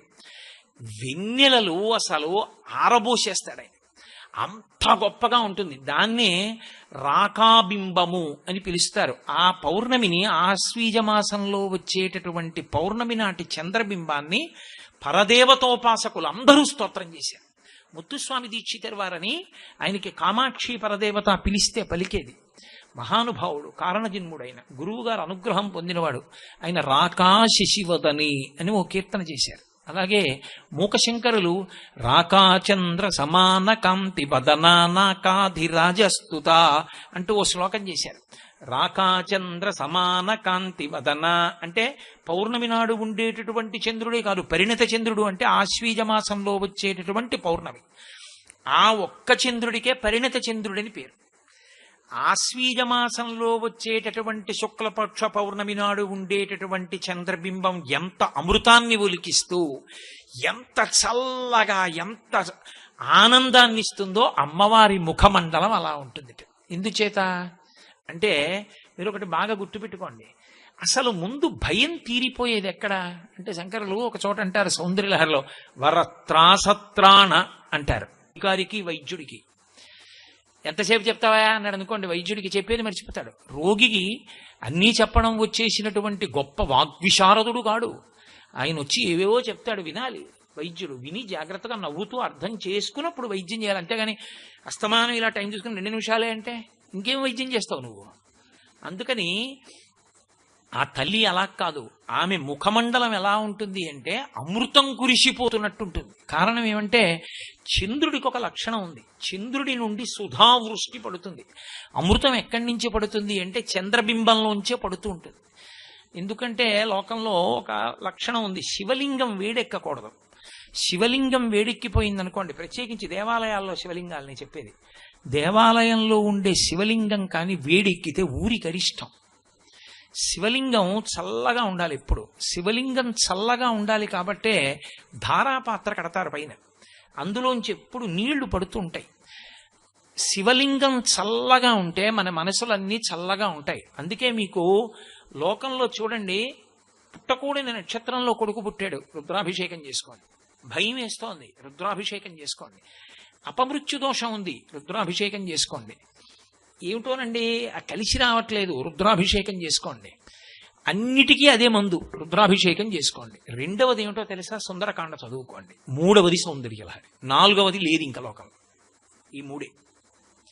కాబట్టి ఆ శివుడికి అభిషేకం చేసేటప్పుడు ధారాపాత్ర కట్టి నీరెప్పుడు పడేటట్టు చేస్తారు. ఎందుకు అలా చెయ్యాలి అంటే యజుర్వేదం ధ్యాన శ్లోకంలో చెప్పింది, ఆపాతాళ నభస్థలంత భువన బ్రహ్మాండమా విస్ఫుర జ్యోతిస్ఫాటిక లింగ మౌళి విలసత్పూర్ణేందువాంతామృతై అస్తోకప్లుతమేకమీశమనిశం రుద్రానువాకాన్ జపం ధ్యాయేత్ ఇప్సిత సిద్ధయే ధ్రువపదం విప్రోభిషించేచ్చివం బ్రహ్మాండ వ్యాప్త దేహా భసిత హిమరుచాభా సమానాభుజంగై కంఠే కాళాః కపర్దాః కలిత శశికలశ్చండ కోదండహస్తాః త్రక్షా రుద్రాక్షమాల సులలిత వపుష సంభవామూర్తి భేదా రుద్రాశ్రీ రుద్రసూక్త ప్రకటిత విభవాన ప్రయచ్చస్తు సౌఖ్యం.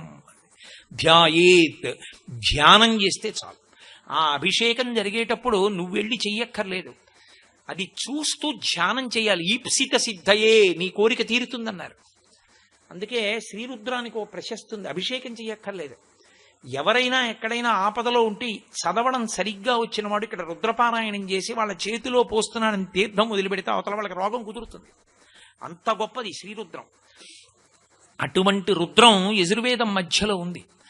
అటువంటి రుద్రానికి ప్రార్థనా శ్లోకంలో, ధ్యాన శ్లోకంలో ఓ మాట చెప్తారు, ఈ బ్రహ్మాండమంతా శివలింగాకృతిని పొంది ఉంటుంది. అందుకే అండాకృతిలో లింగాకృతిలో ఉంటుంది.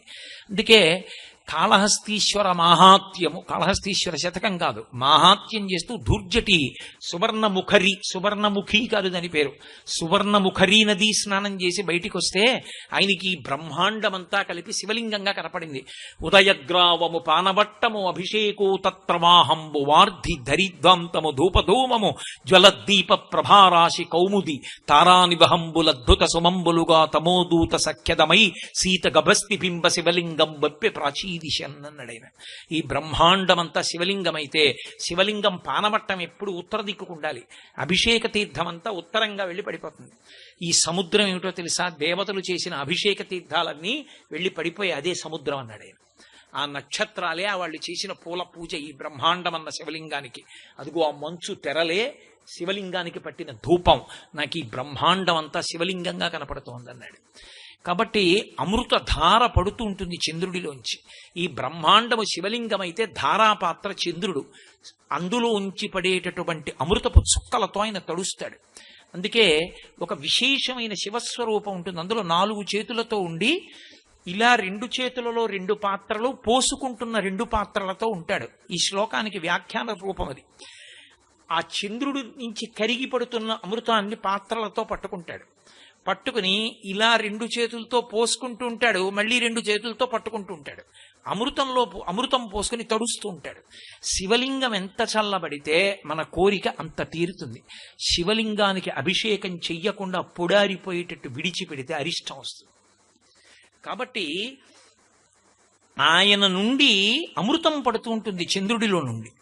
అటువంటి చంద్రబింబాన్ని చూసినప్పుడు పసిపిల్లల దగ్గర నుంచి వృద్ధుల వరకు ఆహ్లాదాన్ని పొందుతారు. అసలు చంద్రుణ్ణి చూసి సంతోషించని వాళ్ళు లోకంలో ఉండరు.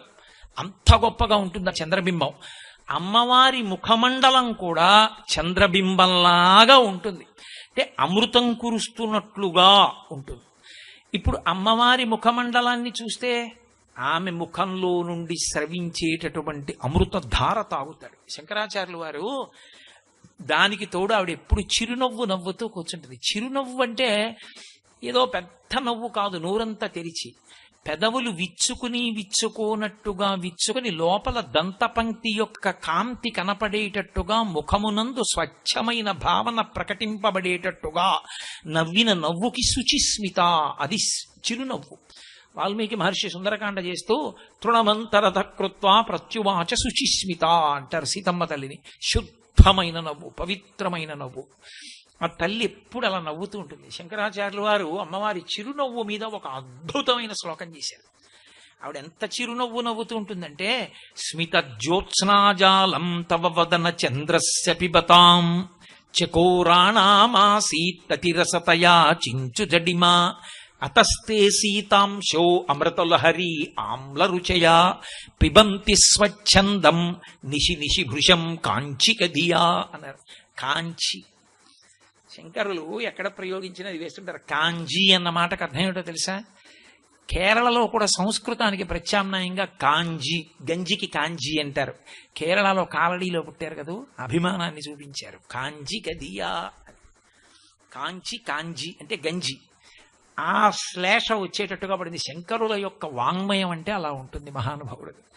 ఆయన అన్నారు స్మిత జ్యోత్స్నాజాలం. జ్యోత్స్న ఎంత గొప్ప మాటో అసలు. స్మిత అంటే చిన్న నవ్వు. మందస్మిత శతకము మూకశంకరులు చేశారు. అమ్మవారుట చిన్న చిరునవ్వు నవ్వుతుందిట. నవ్వితే అమ్మవారి యొక్క ఎర్రని ముఖం, ఆ పెదవులు, ఆ దంత పంక్తి, వీటి కాంతులు కలిసి పైకొస్తాయిట. వచ్చినప్పుడు అమృతరసం ప్రవహిస్తున్నట్టుగా ఉంటుందిట. లోకంలో చకోర పక్షి అని ఒక పక్షి, అంటే మనకెప్పుడైనా కనపడుతుందా అంటే మరి చూసిన వాళ్ళు ఎవరైనా ఉన్నారేమో నాకు తెలియదు. చకోరము అని ఒక పక్షి. పౌరాణిక పక్షులు, పౌరాణిక మృగములు అని కొన్ని ఉంటాయి. అవన్నీ ఎక్కడైనా కనపడ్డాయా అంటే చెప్పడం కష్టం. యాళి అని ఒక పౌరాణిక మృగం. అది వీణకి కిందకు ఉంటుంది. వీణ వాయించేటప్పుడు వీణ చివర ఇలా నోరు తెరుచుకుని పళ్ళు పైకి వచ్చినట్టుగా ఒక మృగం తలకాయ ఉంటుంది. దాన్ని యాళి అంటారు. వరదరాజస్వామి దేవాలయం కాంచీపురంలో ఒక సింహం కూర్చుని ఉంటే పక్కన 2 యాళి మృగాలు కూర్చున్న శిల్పాలు చెక్కబడి ఉంటాయి గోడల మీద. అద్భుతమైనటువంటి శిల్ప సౌందర్యం. అలా ఆ యాళి మృగం వీణకు ఉంటుంది. ఒక్క ముత్తుస్వామి దీక్షితుల వారి వీణకి మాత్రం ఆ యాళి పైకి ఉంటుంది, ఇలా పైకి తలెత్తి ఉంటుంది. ఒక్క దీక్షితుల వారి వీణకి, ఇంకా మిగిలిన వాళ్ళ వీణలన్నింటికి యాళి కిందకు ఉంటుంది. కాబట్టి ఆ చకోరము అని ఒక పక్షి, ఆ పక్షికి ఒక వింతైన అలవాటు, అది ఎప్పుడు ఏమీ తినదు. అది ఏం తింటుంది అంటే ప్రతి పౌర్ణమి నాడు చంద్రుడి నుంచి వచ్చేటటువంటి సుధాసారము, సుధాస్రావము, ఆ అమృత స్రావాన్ని ఆ అమృత కిరణుడు హిమకరహ అంటుంటారు శంకరాచార్యులు వారు. శంకరాచార్యులు వారు చంద్రుణ్ణి ఎప్పుడు పిలిచినా హిమకరహ హితకరహ, మేలు చేస్తాడు అమృత కిరణుడు, చల్లటి కిరణములతో చూస్తూ ఉంటాడు. అందుకని ఆయన్ని చూస్తే చాలు చల్లటి వాడు, పొంగిపోతారు ఆయన. ఎక్కువగా హిమకరహ హిమకరహ అంటుంటారు శంకర్లు. నాకు మనవడు పుట్టినప్పుడు నేను హిమకర శర్మ అని పేరు పెట్టుకోవాలని నా కోరిక. కాబట్టి హిమకరహ హితకరహ, కాబట్టి ఆయన చల్లటి కిరణములను వర్షిస్తూ ఉంటాడు, అమృతాన్ని వర్షిస్తాడు. ఈ చకోర పక్షులు పౌర్ణమి నాటి చంద్రబింబంలోంచి పైకి వచ్చేటటువంటి కిరణములలోని అమృతాన్ని తాగుతాయి. అవి ఎప్పుడు వాటికి అది అలవాటు. ఎందుకు అలా అవి తాగుతాయి అమృతం? ఆ పౌర్ణమి నాటి చంద్రకిరణములలో ఉన్న అమృతాన్ని ఎందుకు తాగాలి అంటే శంకరాచార్యులు వారు ఒక విషయం చెప్పారు. ఏది చెప్పినా ఆయనే చెప్పాలి. అసలు నిజానికి అలా అమృతం తాగడమే చాలా గొప్ప విషయం, లోకంలో ఎవరు అలా తాగలేరు. శంకరులు అన్నారు, అది అలా ఎందుకు తాగుతుంటుందో తెలుసా చంద్రకిరణములలో అమృతాన్ని? దానికి ఎవరో చెప్పారట ఒకసారి, ఈ చంద్రబింబం కాదే, ఈ చంద్రబింబం ఎలా ఉంటుందో అలాంటి ముఖమండలంతో పరదేవత ఉంటుంది. ఆవిడ ముఖంలోని చిరునవ్వునందు కూడా అమృతస్రావం అవుతున్నట్టే ఉంటుందన్నైట. అంటే ఈ చకోర పక్షులన్నీ అమ్మవారిని చూడ్డానికి వెళ్ళాయి. స్మిత జ్యోత్స్నాజాలం తవ వదన చంద్రస్య పిబతాం చకోరాణామాసీత్ అతిరసతయా చించు జడిమా. ఈ చకోర పక్షులన్నీ వెళ్ళి అమ్మవారి దగ్గర నించున్నాయి.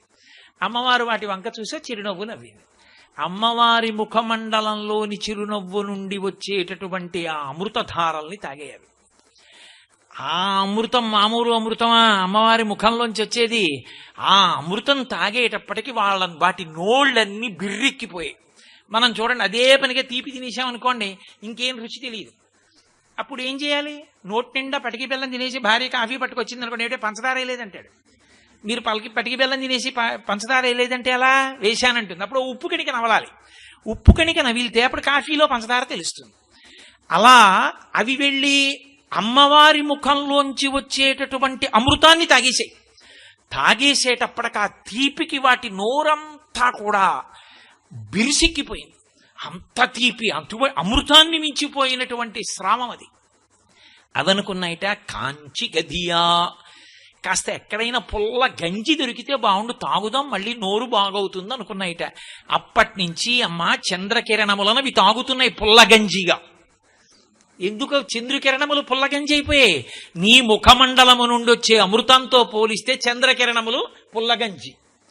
కాబట్టి నిశి నిశి భృశం కాంచి కధియా. అప్పటి నుంచి ఇప్పటికీ ప్రతి రాత్రి ఆమ్రేడితం చేస్తారు శంకరాచార్యులు వారు. శివ శివ పశ్యంతి సమం అంటారు మూకశంకరులు. ఆమ్రేడితం చేయడం భావానికి అనుగుణంగా చెయ్యాలి, అది గొప్ప కవి యొక్క లక్షణం. నిశి నిశి భృశం కాంచి కధియా. రాత్రి ప్రతి రాత్రి అవి అలా తాగుతూనే ఉన్నాయమ్మా చంద్రకిరణాల్లో అమృతం. వదిలిందా వాటికి? ఇప్పటికొదల్లా, ఎప్పుడో తాగేవి నీ ముఖంలో ఉన్న అమృతాన్ని. అంత గొప్ప చిరునవ్వమ్మా నీది అన్నారు శంకరాచార్యుల వారు. అమ్మవారి ముఖమండలంలోని చిరునవ్వు చెప్పడం వెనక కారణం ఏంటి? ఒక చకోర పక్షి చాలా చిన్నదిగా ఉంటుంది. చిన్నదైన చకోర పక్షి అమ్మవారి ముఖంలో నుండి స్రవించే అమృత కిరణములను తాగింది. నేను చిన్నవాణ్ణి నాకేమొచ్చు అనకు. ఒక చకోర పక్షి తాగింది. ధ్యానం చేసి నువ్వు కూడా అమ్మవారి ముఖమండలం నుండి స్రవించేటటువంటి ఆ అమృత కిరణములను తాగు. నువ్వు దాని వలన అమృతత్వాన్ని పొందుతావు. అటువంటి స్థితిని పొందాలంటే అమ్మవారి యొక్క గుండ్రని పౌర్ణమి చంద్రబింబం లాంటి ముఖమండలాన్ని ధ్యానం చేయాలి.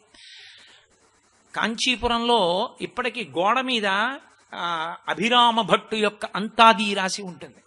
అభిరామ భట్టు అని మహానుభావుడు తిరుక్కడవూర్, అత్యద్భుతమైనటువంటి క్షేత్రం, మార్కండేయుణ్ణి రక్షించిన క్షేత్రం. అంటే బాగా తెలుసున్న వాళ్ళు ఎవరైనా ఉంటేనే చూపిస్తారు, లేకపోతే కష్టం.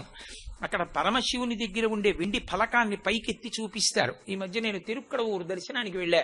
పాపం అర్చకులు నా మీద అభిమానంతో దేవాలయం అన్ని మూలలా అన్ని చూపించారు. అక్కడ మార్కండేయ మహర్షి నదీ జలాల్ని తీసుకొచ్చి శివలింగానికి అభిషేకం చేశాడు. అందులో జాజి తీగ ఉండిపోయింది. అది కూడా శివలింగం మీద పడి బయటకు వచ్చింది. అది మట్టిలో ఇరుక్కుంది. అది జాజి తీగ పాకింది. స్థల వృక్షం. అది 365 రోజులు జాజి పూలు పూస్తుంది. అది షష్ఠి పూర్తికి ప్రత్యేకం తిరుక్కడవూరు. ఆ జాజి తీగ ఇప్పుడు ఎంత విచిత్రమైన స్థితిని పొందిందంటే, ఈ షష్ఠి పూర్తి మహోత్సవానికి చేసేటటువంటి అగ్ని కుండాలతో నిండిపోయి ఉంటుంది ఆ దేవాలయం అంతా. దాని మొదలెక్కడుందో ఎవరికీ తెలియదు. పైనంతా అగ్నిహోత్రం పెడతారు. అది ఎక్కడో రాతి స్తంభాలలోంచి లేచి దేవాలయం మీద పాకుతుంది. ప్రతిరోజు పువ్వు పూస్తుంది. ఆ పూలు ఈశ్వరుడికి పూజ చేస్తారు. ఆ తిరుక్కడవూరు క్షేత్రంలో అమ్మవారి పేరు అభిరామి. అక్కడున్న అమ్మవారు 4 భుజాలతోటే ఉంటుంది. కానీ లలితాపరా భట్టారికా స్వరూపంలా పట్టుకోదు. ఆమె అభయముద్ర వరముద్ర పట్టుకుని ఒక చేతిలో జపమాల, ఒక చేతిలో కమండలం పట్టుకుంటుంది. అభిరామి. అమ్మవారి పేరు అభిరామి. అయ్యవారి పేరు అమృతఘటేశ్వరుడు. ఆ అభిరామి అమ్మవారిని ఆరాధన చేసేవాడు ఒక ఆయన, అభిరామ భట్టు అనేవారు ఆయన్ని. ఆ అభిరామ భట్టు ఆ దేవాలయంలో కూర్చుని ఎప్పుడూ అమ్మవారిని ధ్యానం చేసేవాడు. ఒక రోజున పౌర్ణమి నాటి చంద్రబింబం ఎలా ఉంటుందో అలా ఉన్న అమ్మవారి యొక్క ముఖమండలాన్ని ధ్యానం చేస్తున్నాడు. ఆ అమృత కిరణములు పడి మత్తెక్కిపోయి సంతోషంలో ఉన్నాడు. శరభోజీ మహారాజు ఆలయంలోకి వచ్చాడు. ఆలయంలోకి వచ్చి అందరూ లేచి నిలబడ్డారు. ఇతను ఒక్కడే నిలబడలేదు. రాజుకు ఆగ్రహం వచ్చింది. ఆగి అన్నాడు, ఇతనెవరు ఎందుకు లేవలేదన్నాడు. చంపేస్తాడేమోనని అర్చకులు అన్నారు, మహారాజా ఉన్మాది, మాదక ద్రవ్యం సేవించాడు, అలా పడున్నాడు, వదిలేయండి అన్నారు. రాజు లోపలికి వెళ్ళి అమృతఘటేశ్వరుడికి అభిషేకం చేసి అభిరామి అమ్మవారికి నమస్కారం చేసి వెళ్ళిపోతున్నాడు. అభిరామి అమ్మవారు దేవాలయంలో శివుడికి అభిముఖంగా ఉంటుంది తిరుక్కడవూరులో. మళ్ళీ బయటికి వచ్చేటప్పుడు కనపడుతుంది గుడిలోంచి. అందుకని మళ్ళీ చూశాడు. అతను అలాగే ఉన్నాడు. అతని ముఖంలో దివ్యమైన తేజస్సు కనపడింది. రాజుకు అనుమానం వచ్చి దగ్గరికి వెళ్ళి తట్టాడు. తట్టి లేపాడు. ఆయన బహిర్ముఖుడయ్యాడు ఒక్కసారి. ఇతను నిజంగా ఉన్మాదో కాదో చూద్దామని ఇవాళ ఏ తిథి అని అడిగాడు. నిండు పున్నమి అన్నాడు ఆయన. ఎందుకని? అమ్మవారి యొక్క ముఖమండలాన్ని ధ్యానంలో చూస్తున్నాడు. పౌర్ణమి నాటి చంద్రబింబల్లా ఉంది ఆవిడ ముఖం. ఆ రోజు అమావాస్య. మహారాజు అన్నాడు, ఇవాళ రాత్రి నేను వస్తే చూపిస్తావా పౌర్ణమి చంద్రుడిని అన్నాడు. తప్పకుండా చూపిస్తానన్నాడు. రాత్రి వస్తాను, చంద్రబింబాన్ని చూపకపోతే నీకు మరణశిక్ష అని రాజు వెళ్ళిపోయాడు. అందరూ వచ్చి, ఎంత మాట అన్నావురా, ఎందుకు వచ్చిన గొడవరా నీకు, పౌర్ణమి అన్నావు, ఇవాళ అమావాస్య, ఎలా చూపిస్తావు చంద్రబింబాన్ని అన్నారు. నేను చూపించడం ఏమిటి, ఏ పరదేవత నా నోటి వెంట పలికించిందో ఆ పరదేవత చూపిస్తుందన్నాడు. సాయంకాలం సంధ్యావందనం చేసుకున్నాడు. కూర్చున్నాడు. కూర్చుని మంటపంలో అభిరామి అంతాది అంటారు. ఆ శ్లోకానికి చివరి మాట దేనితో పూర్తి చేశారో ఆ మాట మొదలుపెట్టి తర్వాతి శ్లోకం ప్రారంభం అవుతుంది. ఇప్పటికీ మీరు కామకోటి వెడితే, కామాక్షి దేవాలయానికి వెడితే అమ్మవారి యొక్క ఉత్సవ కామాక్షి ఉంటుంది. ఆ ఉత్సవ కామాక్షి దేవాలయం వెనక గోడ మీదంతా అభిరామ అంతాది రాసి ఉంటుంది. ఆయన చదువుతున్నాడు. 67వ శ్లోకం దగ్గరికి వచ్చాడు.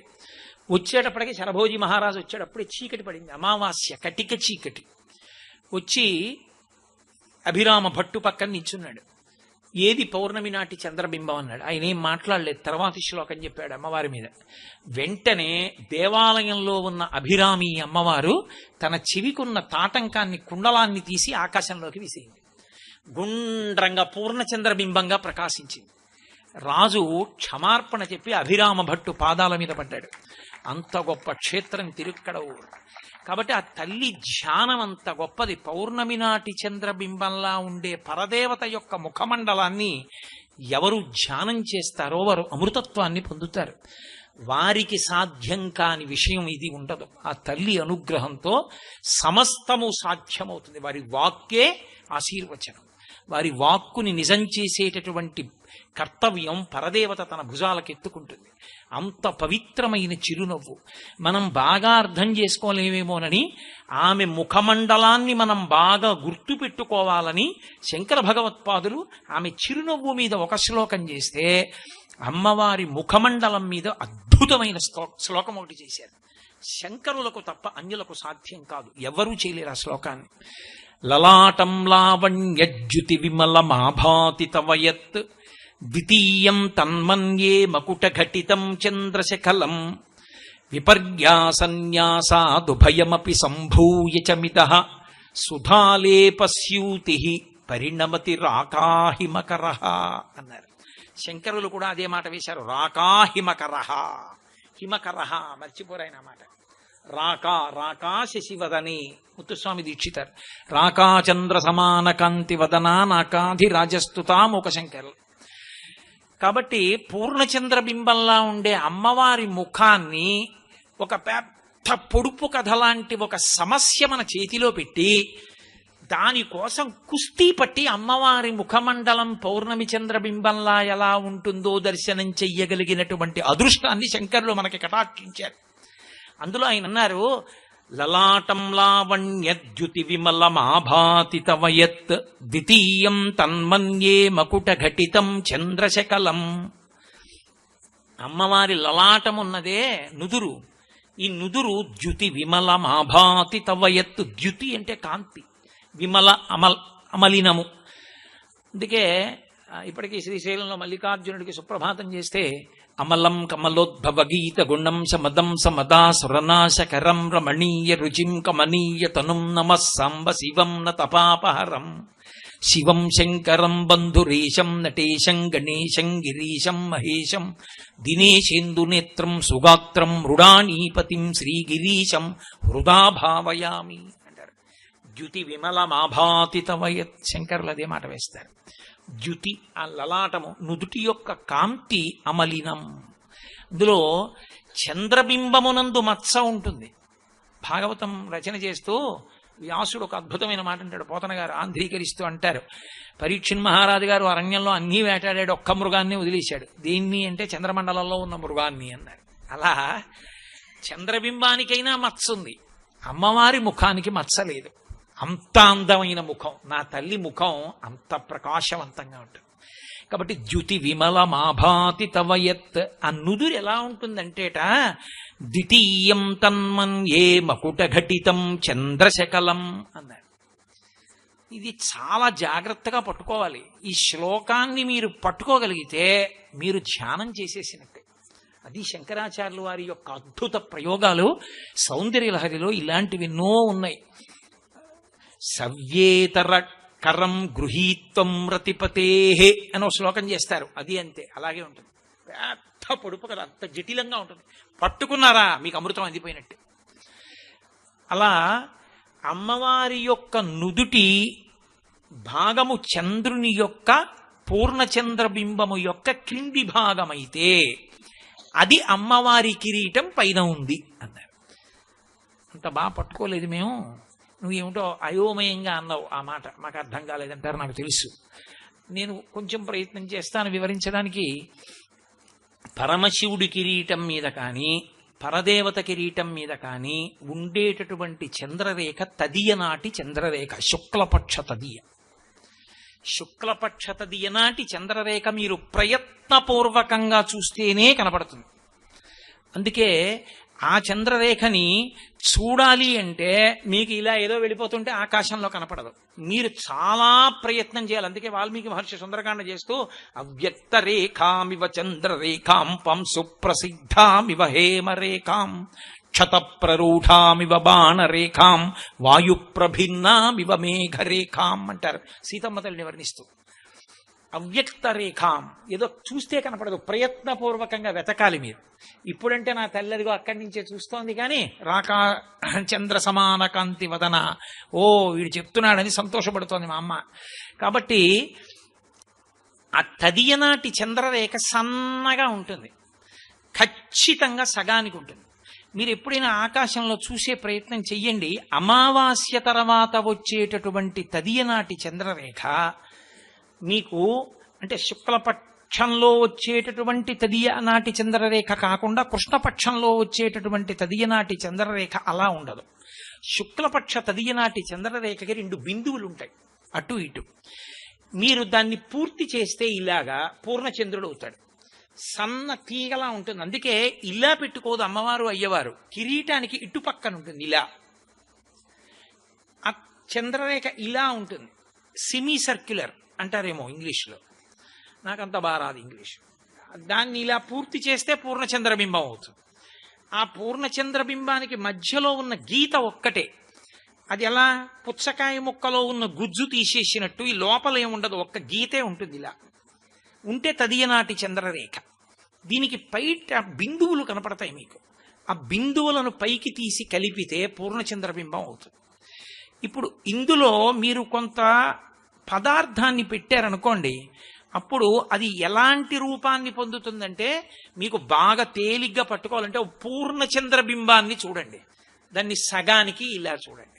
కోసెయ్యండి అన్న మాట అనకూడదు కాబట్టి పై ముక్క మీద చెయ్యి పెట్టండి, కింద ముక్క ఉంటుంది. అప్పుడు అది ఎలా ఉంటుంది? ఇలా ఉంటుంది కాదు, ఇలా ఉంటుంది. అమ్మవారి నుదురు ఎలా ఉంటుందంటే పౌర్ణమి నాటి చంద్రబింబపు కింది భాగం ఎలా ఉంటుందో అలా ఉంటుంది. ద్వితీయం తన్మన్యే. ఎందుకని? ఇలా కదు ఉంది, ఇలా. అందుకని చంద్రబింబము యొక్క కింది భాగంలా ఉంటుంది నుదురు. ద్వితీయం తన్మన్యే మకుట ఘటితం చంద్రశకలం. చంద్రశకలం అంటే చంద్రుడిలోని ముక్క. అది ఇక్కడ ఉంది కిరీటం మీద అమ్మవారికి. కాసేపు భావన చేయండి, మీరు పట్టుకోగలిగారు అనుకుంటున్నాను నేను. ఇప్పుడు ఎదురుగుండానే ఉన్నాడుగా, కింది భాగం చూస్తే ఇలా ఉన్న ముక్క అది ఇక్కడ ఉంది. ద్వితీయం తన్మన్యే మకుట ఘటితం చంద్రశకలం. ఇప్పుడు పౌర్ణమి చంద్రుడు కావాలి. ఇప్పుడు అమ్మవారి నుదురు ఇలా ఉంది. ఈ చంద్రబింబం యొక్క కింది ముక్క అలాగే ఉంది. ఇదేగా మరి తీసుకెళ్లి ఆ పైన కిరీటం మీద పెట్టారు. ఇప్పుడు ఈ రెండు ముక్కలు ఓ దాని మీద ఒకటి పెట్టారనుకోండి, పూర్ణచంద్రబింబం రాదు. ఎందుకు రాదు అంటే ఒకటే కారణం, ఇలా ఓ ముక్కు ఉంది, దాని మీద మళ్ళీ ఇలా ఓ ముక్కు ఉంది. మీకు బాగా అర్థం అవ్వాలంటే ఇంగ్లీష్లో క్యాపిటల్ డి ఉంటుంది కదా, ఆ క్యాపిటల్ డి పడుకోబెడితే ఇలా కడుపు కిందకు వచ్చేట్టుగా పడుకోబెట్టి ఇలా గీత గీశారు. ఇప్పుడు మళ్ళీ గీత వచ్చేట్టుగా ముక్క పెట్టారనుకోండి, పూర్ణచంద్రబింబం అవుతుంది. మళ్ళీ ఆ కడుపు దీని మీదకి వచ్చేట్టు పెడితే పూర్ణంగా గుండ్రంగా సున్నా వస్తుందా? రాదు. ఎందుకని? అమ్మవారి లలాటము ఎలా ఉన్నదో అర్ధచంద్రం కింద ఉన్న చంద్రుడి ముక్క ఎలా ఉంటుందో పైన అలా ఉంది, కింద కూడా అలాగే ఉంది. మరి ఇక్కడ ఎలా ఉందో అలాగే ఉన్నప్పుడు రెండు అలాగేగా ఉన్నాయి. అప్పుడు రెండు కలపడం కుదరదు. ఎలా కలుపుతారు? కలపలేరు మీరు. ఇది ఇలా ఉంది, గీత ఉంది, దాని మీద మళ్ళీ ఇలా ఉండి గీత ఉంది. ఇప్పుడు ఈ రెండు కలుస్తాయా? పూర్ణంగా కలవవు. కలవాలంటే ఏం చేయాలి? విపర్యాసన్యాసాదుభయమపి సంభూయ చమిత. తిరగయ్యాలి. ఇప్పుడు ఈ పైన ఉన్న ముక్కని తిప్పి పట్టుకుని ఇలా పెట్టారనుకోండి, ఆ డి ఈ డి కలిశాయనుకోండి, కలిస్తే ఈ గీత మీదకి ఈ గీత వచ్చి ఇలా ఉన్న ముక్క ఇలా ఉన్న ముక్క అంటుకున్నాయనుకోండి, ఇప్పుడు పూర్ణచంద్రుడు వచ్చాడు. మరి ఈ రెండు కలపడం ఎలా? పూర్ణచంద్రుడు రావాలంటే మరి రెండు ముక్కలు మీరు విడదీశారుగా, విడదీసినవి కలపాలిగా. కలపాలంటే మీరు లోకంలో ఏది పట్టుకొచ్చి అక్కడ అంటించి కలుపుతారు. శంకరులు అద్భుత ప్రయోగం అంటే ఎలా ఉంటుందంటే, ఆయన అన్నారు, నేను పట్టుకురావడం ఏమిటి కొత్తగా అన్నారు, సుధాలేపస్యూతి.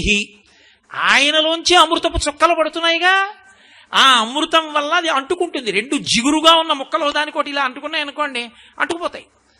ఆయనలోంచి సుధాస్రావం అవుతోంది, అమృతం పడుతోంది, అమృతం జిగురుగా ఉంటుంది కాబట్టి దాన్ని దీన్ని ఇలా పెట్టగానే అంటుకుపోతుంది.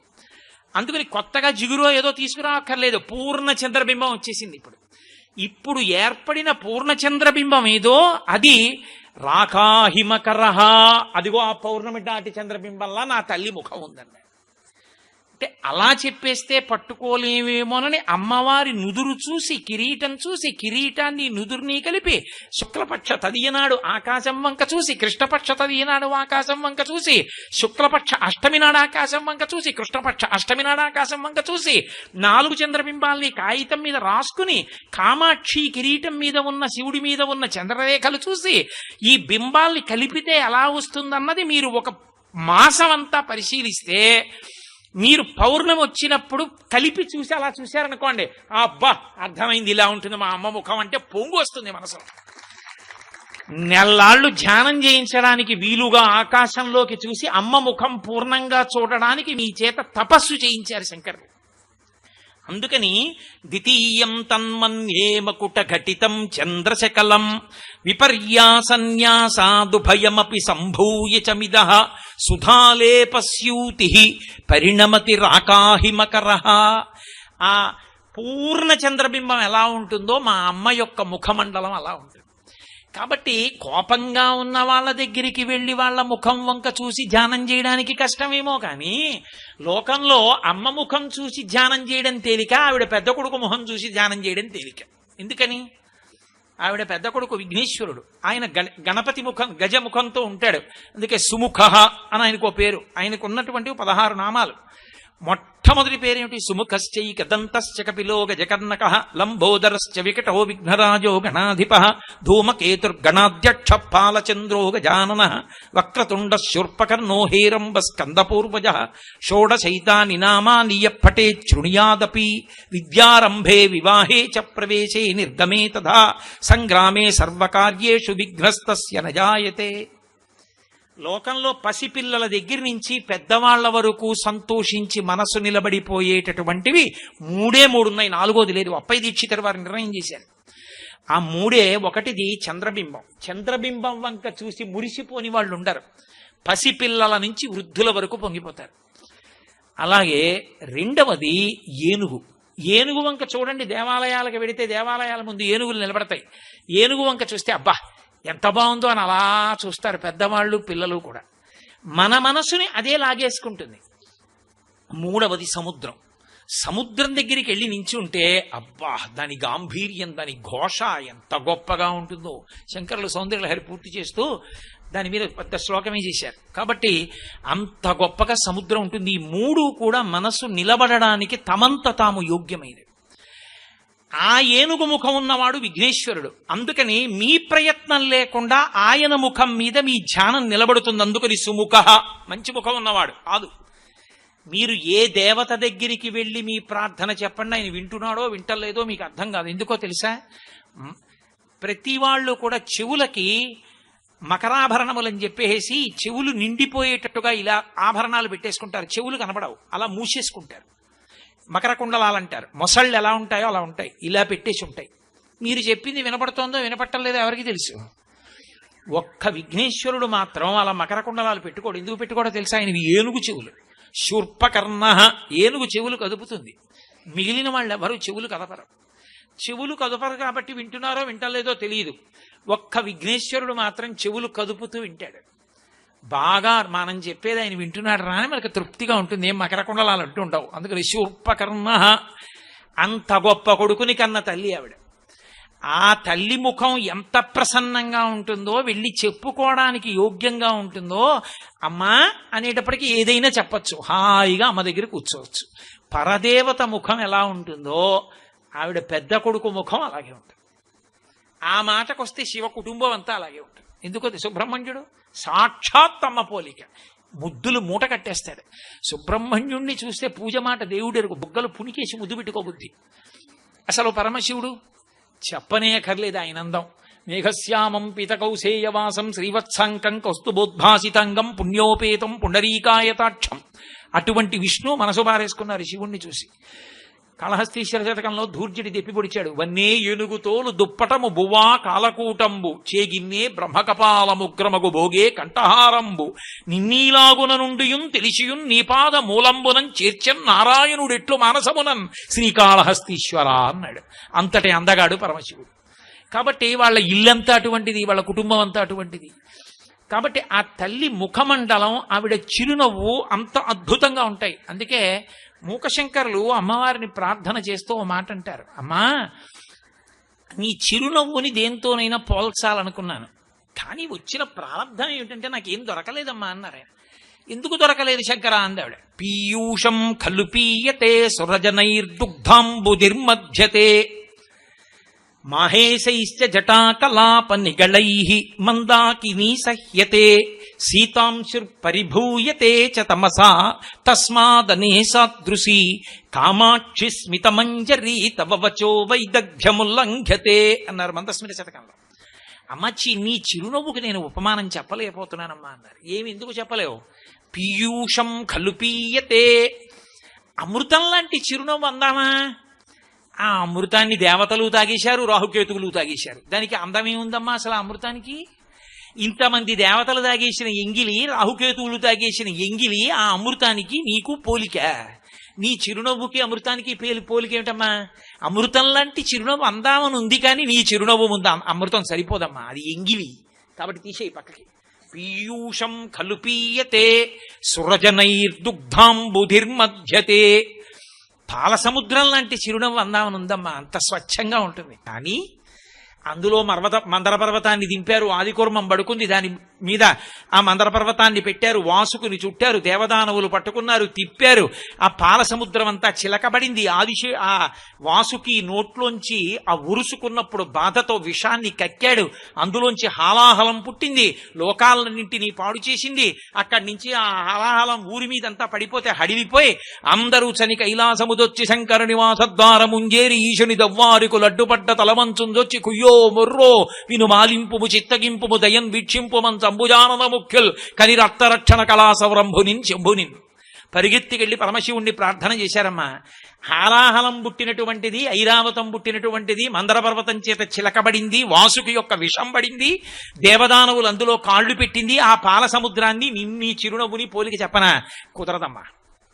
పాల సముద్రం అంటారేమో కానీ పాల సముద్రానికి నీ చిరునవ్వుకి పోలికేమిటమ్మా?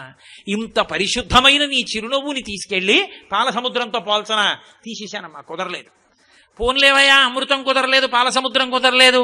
పీయూషం ఖలు పీయతే సురజనైర్దుగ్ధాంబుధిర్మధ్యతే మాహేశైశ్చ జటాకలాప నిగళైః మందాకినీ సహ్యతే. గంగ పరమ పవిత్రమైనటువంటి గంగ సాక్షాత్ పరమశివుని యొక్క జటాజూటం మీద పడింది కాబట్టి, ఆయన ఒంటికి తగిలింది కాబట్టి గంగకి పవిత్రత వచ్చింది. వాల్మీకి మహర్షి శ్రీరామాయణం చేస్తూ అంటారు, అది ఆ పరమశివునికి తగిలింది. భవాంగపతితంతోయం పవిత్రమితి పస్పృశు అంటారు. భవుడు అంటే పరమశివుడు, భవుడు అంటే జలములకు అధిష్టాన దేవత. అందుకే లింగపురాణం భవ అన్న నామాన్ని వ్యాఖ్యానం చేస్తూ సంజీవనం సమస్తస్య జగత సలిలాత్మిక భవ ఇత్యుచ్యతే మూర్తిర్భవస్య పరమాత్మనః అంటుంది. నీటి రూపంలో ఉండి లోకాన్నంతటినీ బతికించేవాడెవడో ఆయన భవుడు, ఆయన భార్య భవాని అమ్మవారు. వాళ్ళిద్దరూ కలిసి ఉంటారు. వాగర్ధావివ సంపృక్తవు వాగర్ధ ప్రతిపత్తయే జగత పితరవ్ వందే పార్వతీ పరమేశ్వరవు అంటాడు కాళిదాస మహాకవి. అందుకని ఇద్దరూ ఎప్పుడు కలిసి ఉండేటటువంటి స్వరూపం వాళ్ళది. అటువంటి నీటి రూపంలో ఉండేటటువంటి పరమేశ్వరుడు ఇలా నిలబడి రెండు కాళ్ళు చాపి ఇలా పట్టాడు, నడుం మీద రెండు చేతులు. సాధారణంగా విష్ణు స్వరూపంలో ఇలా రెండు చేతులు నడుం మీద పెట్టుకుని నిలబడితే ఆయన వేచి ఉన్న దేవుడు పాండురంగడు. భక్తుణ్ణి పిలిచి రావయ్యా దర్శనమిస్తానంటే ఉండవయ్యా మా అమ్మా నాన్న కాళ్ళు పడుతున్నాను బయట ఇటకుంది దాని మీద నించో అన్నాడు. తల్లిదండ్రుల పాద సంవాహనం చేస్తున్న భక్తుడికి దర్శనమివ్వడానికి తానే ఎదురు చూసి నిలబడినటువంటి పరమోత్కృష్టమైనటువంటి అత్యంత సాత్విక స్వరూపం పాండురంగడు. మీకు విశాఖపట్నంలో సముద్ర తీరంలో ఉంది. ఇలా నడుం మీద చేతులు మనం చూడండి, ఎక్కడన్నా కాసేపు వేచి ఉంటే ఇలా పెట్టుకుంటాం, ఆ చేతి ఇండంటారు, ఇలా పెట్టుకుని నించుంటాడు పాండురంగడు. అలా పరమశివుడు నించున్నాడు. ఇలా నడుం మీద రెండు చేతులు పెట్టుకుని జటాజూటాన్నంతటినీ విప్పి వ్యోమవత్ వ్యాప్త దేహాయ దక్షిణామూర్తయే నమః ఆకాశమంత జటాజూటాన్ని విప్పాడు. విప్పి గంగని పడమన్నాడు. పడమంటే ఆవిడ చూసింది పైనుంచి కిందకి, మూర్ఖుడు, ఆ జటాజూటం విప్పి నించున్నాడు. ఈడ్చేస్తాను, మొసళ్లతో ఎండ్రకాయలతో ప్రవాహంతో నేను పడితే తట్టుకుంటాడా? పాతాళానికి ఈడుస్తా ఏమనుకుంటున్నాడో ఉంది. ఆయనకి తెలియదు, సమస్తం తెలుసు. గంగ అహంకరిస్తోందనుకున్నాడు. బాగా జటాజూటం విప్పి నించున్నాడు. తల్లి పరమపావని పైనుంచి పడుతోంది. ఎన్నాళ్ళు పడిందో, సంవత్సరం పాటు పడింది. బిందువు కింద పళ్ళ తిరుగుతూనే ఉంది లోపల. దాన్ని ధ్యానం చేశాడు రావణాసురుడు. కదా నిలింప నిర్జరీ నికుంజకోటరే వసన్ విముక్త దుర్మతి సదా శిరస్తమంజలిం వహన్ విముక్తలోలలోచనల్లలాటపాలలగ్నక శివేతి మంత్రముచ్చర సదా సుఖీ భవామ్యహం అగర్వ సర్వమంగళాకళాకదంబ మంజరీరస ప్రవాహ మాధురీ విజృంభణా మధువ్రతం స్మరాంతకం పురాంతకం భవాంతకం మఖాంతకం గజాంధకాంతకాంతకంతమంతకాంతకం భజే అంటూ జటాటవీగలజ్జల ప్రవాహ పావిత స్థలే గడేవ లంబ్యలంబితాం భుజంగతుంగమాలికాం ఢమఢమఢ ఢమఢమ నినాడమడ్డవర్వయం చకార చండ తాండవ తనూతున శివ శివం అని ఆయన తాండవం చేస్తున్నప్పుడు జటాజూటంలో గంగ గిరగిర తిరుగుతున్నటువంటి రూపాన్ని ధ్యానం చేసి, నేను గంగానదీ తీరం సైకతంలో కూర్చుని విశ్వనాథుడి దేవాలయం వంక చూస్తే మూడవ కన్ను కలిగిన ముక్కంటి నాకు ఎప్పుడు కనబడతాడో అన్నాడు. కాబట్టి ఆయన ఆ గంగని పట్టడానికి నిలబడ్డాడు. చాలా గొప్పది గంగ, కింద పడితే ఏం తట్టుకుంటాడనుకున్నారు. రంగతుంగ తరంగ సంఘములతో రంజిల్లు ఘోషంబుతో బంగారంబుగు పొంగుతో నురగతో పువ్వాట తుంపర్లతో భంగుల్ సల్పుచు జంగలించుతున్న భో భాగము నుండి జారన్ గంగమ్మను దల్చితే శిరమునన్ రంజిల్లుతున్ శంకరా అన్నారు. మహానుభావ, ఆ గంగమ్మ నురగలతో తుంపర్లతో పెద్ద పెద్ద కెరటాలతో మొసళ్లతో పాములతో ఆకాశంలోంచి పడిపోతే అలవోకగా పట్టాడు. ఏడాది తిరిగింది, బిందువు కింద పడ్డా. భగీరథుడు వచ్చి ప్రార్థన చేశాడు. అయ్యా, ఆవిడ అహంకారం బాగుంది, మీరు పట్టడం బాగుంది, నా పితృదేవతలు ఎప్పుడు తరిస్తారు, విడిచిపెట్టండి అన్నాడు. అంటే అప్పుడు విడిచిపెట్టాడు. అనేక పాయలు కింద పడింది. ఒక పాయ పాతాళానికి వెళ్ళింది, భాగీరథి. భగీరథుడు తీసుకొచ్చాడు కాబట్టి. అప్పుడు త్రిపథగా మూడుగా పయనించింది కాబట్టి ఆకాశగంగా భూమి మీద పాతాళ లోకంలో. కాబట్టి ఆ గంగ చాలా గొప్పది, చాలా గొప్పది అంటారు. కానీ అమ్మా, గంగ ఎవరి చేత పట్టబడలేకపోయిందన్న కీర్తి ఉందా గంగకి? పరమశివుడి జటాజూటంలో చిక్కిపోయిందమ్మా, బయటికి రాలేకపోయింది, వదిలిపెడితే తప్ప. కాబట్టి గంగ కీర్తికి అక్కడ కళంకం వచ్చిందమ్మా. చాలా గొప్పదే గాని అంత పెద్ద ప్రవాహం అయినా జటాజూటాన్ని వెంట్రుకలతో చుడితే కిందకి పడలేకపోయిందమ్మా.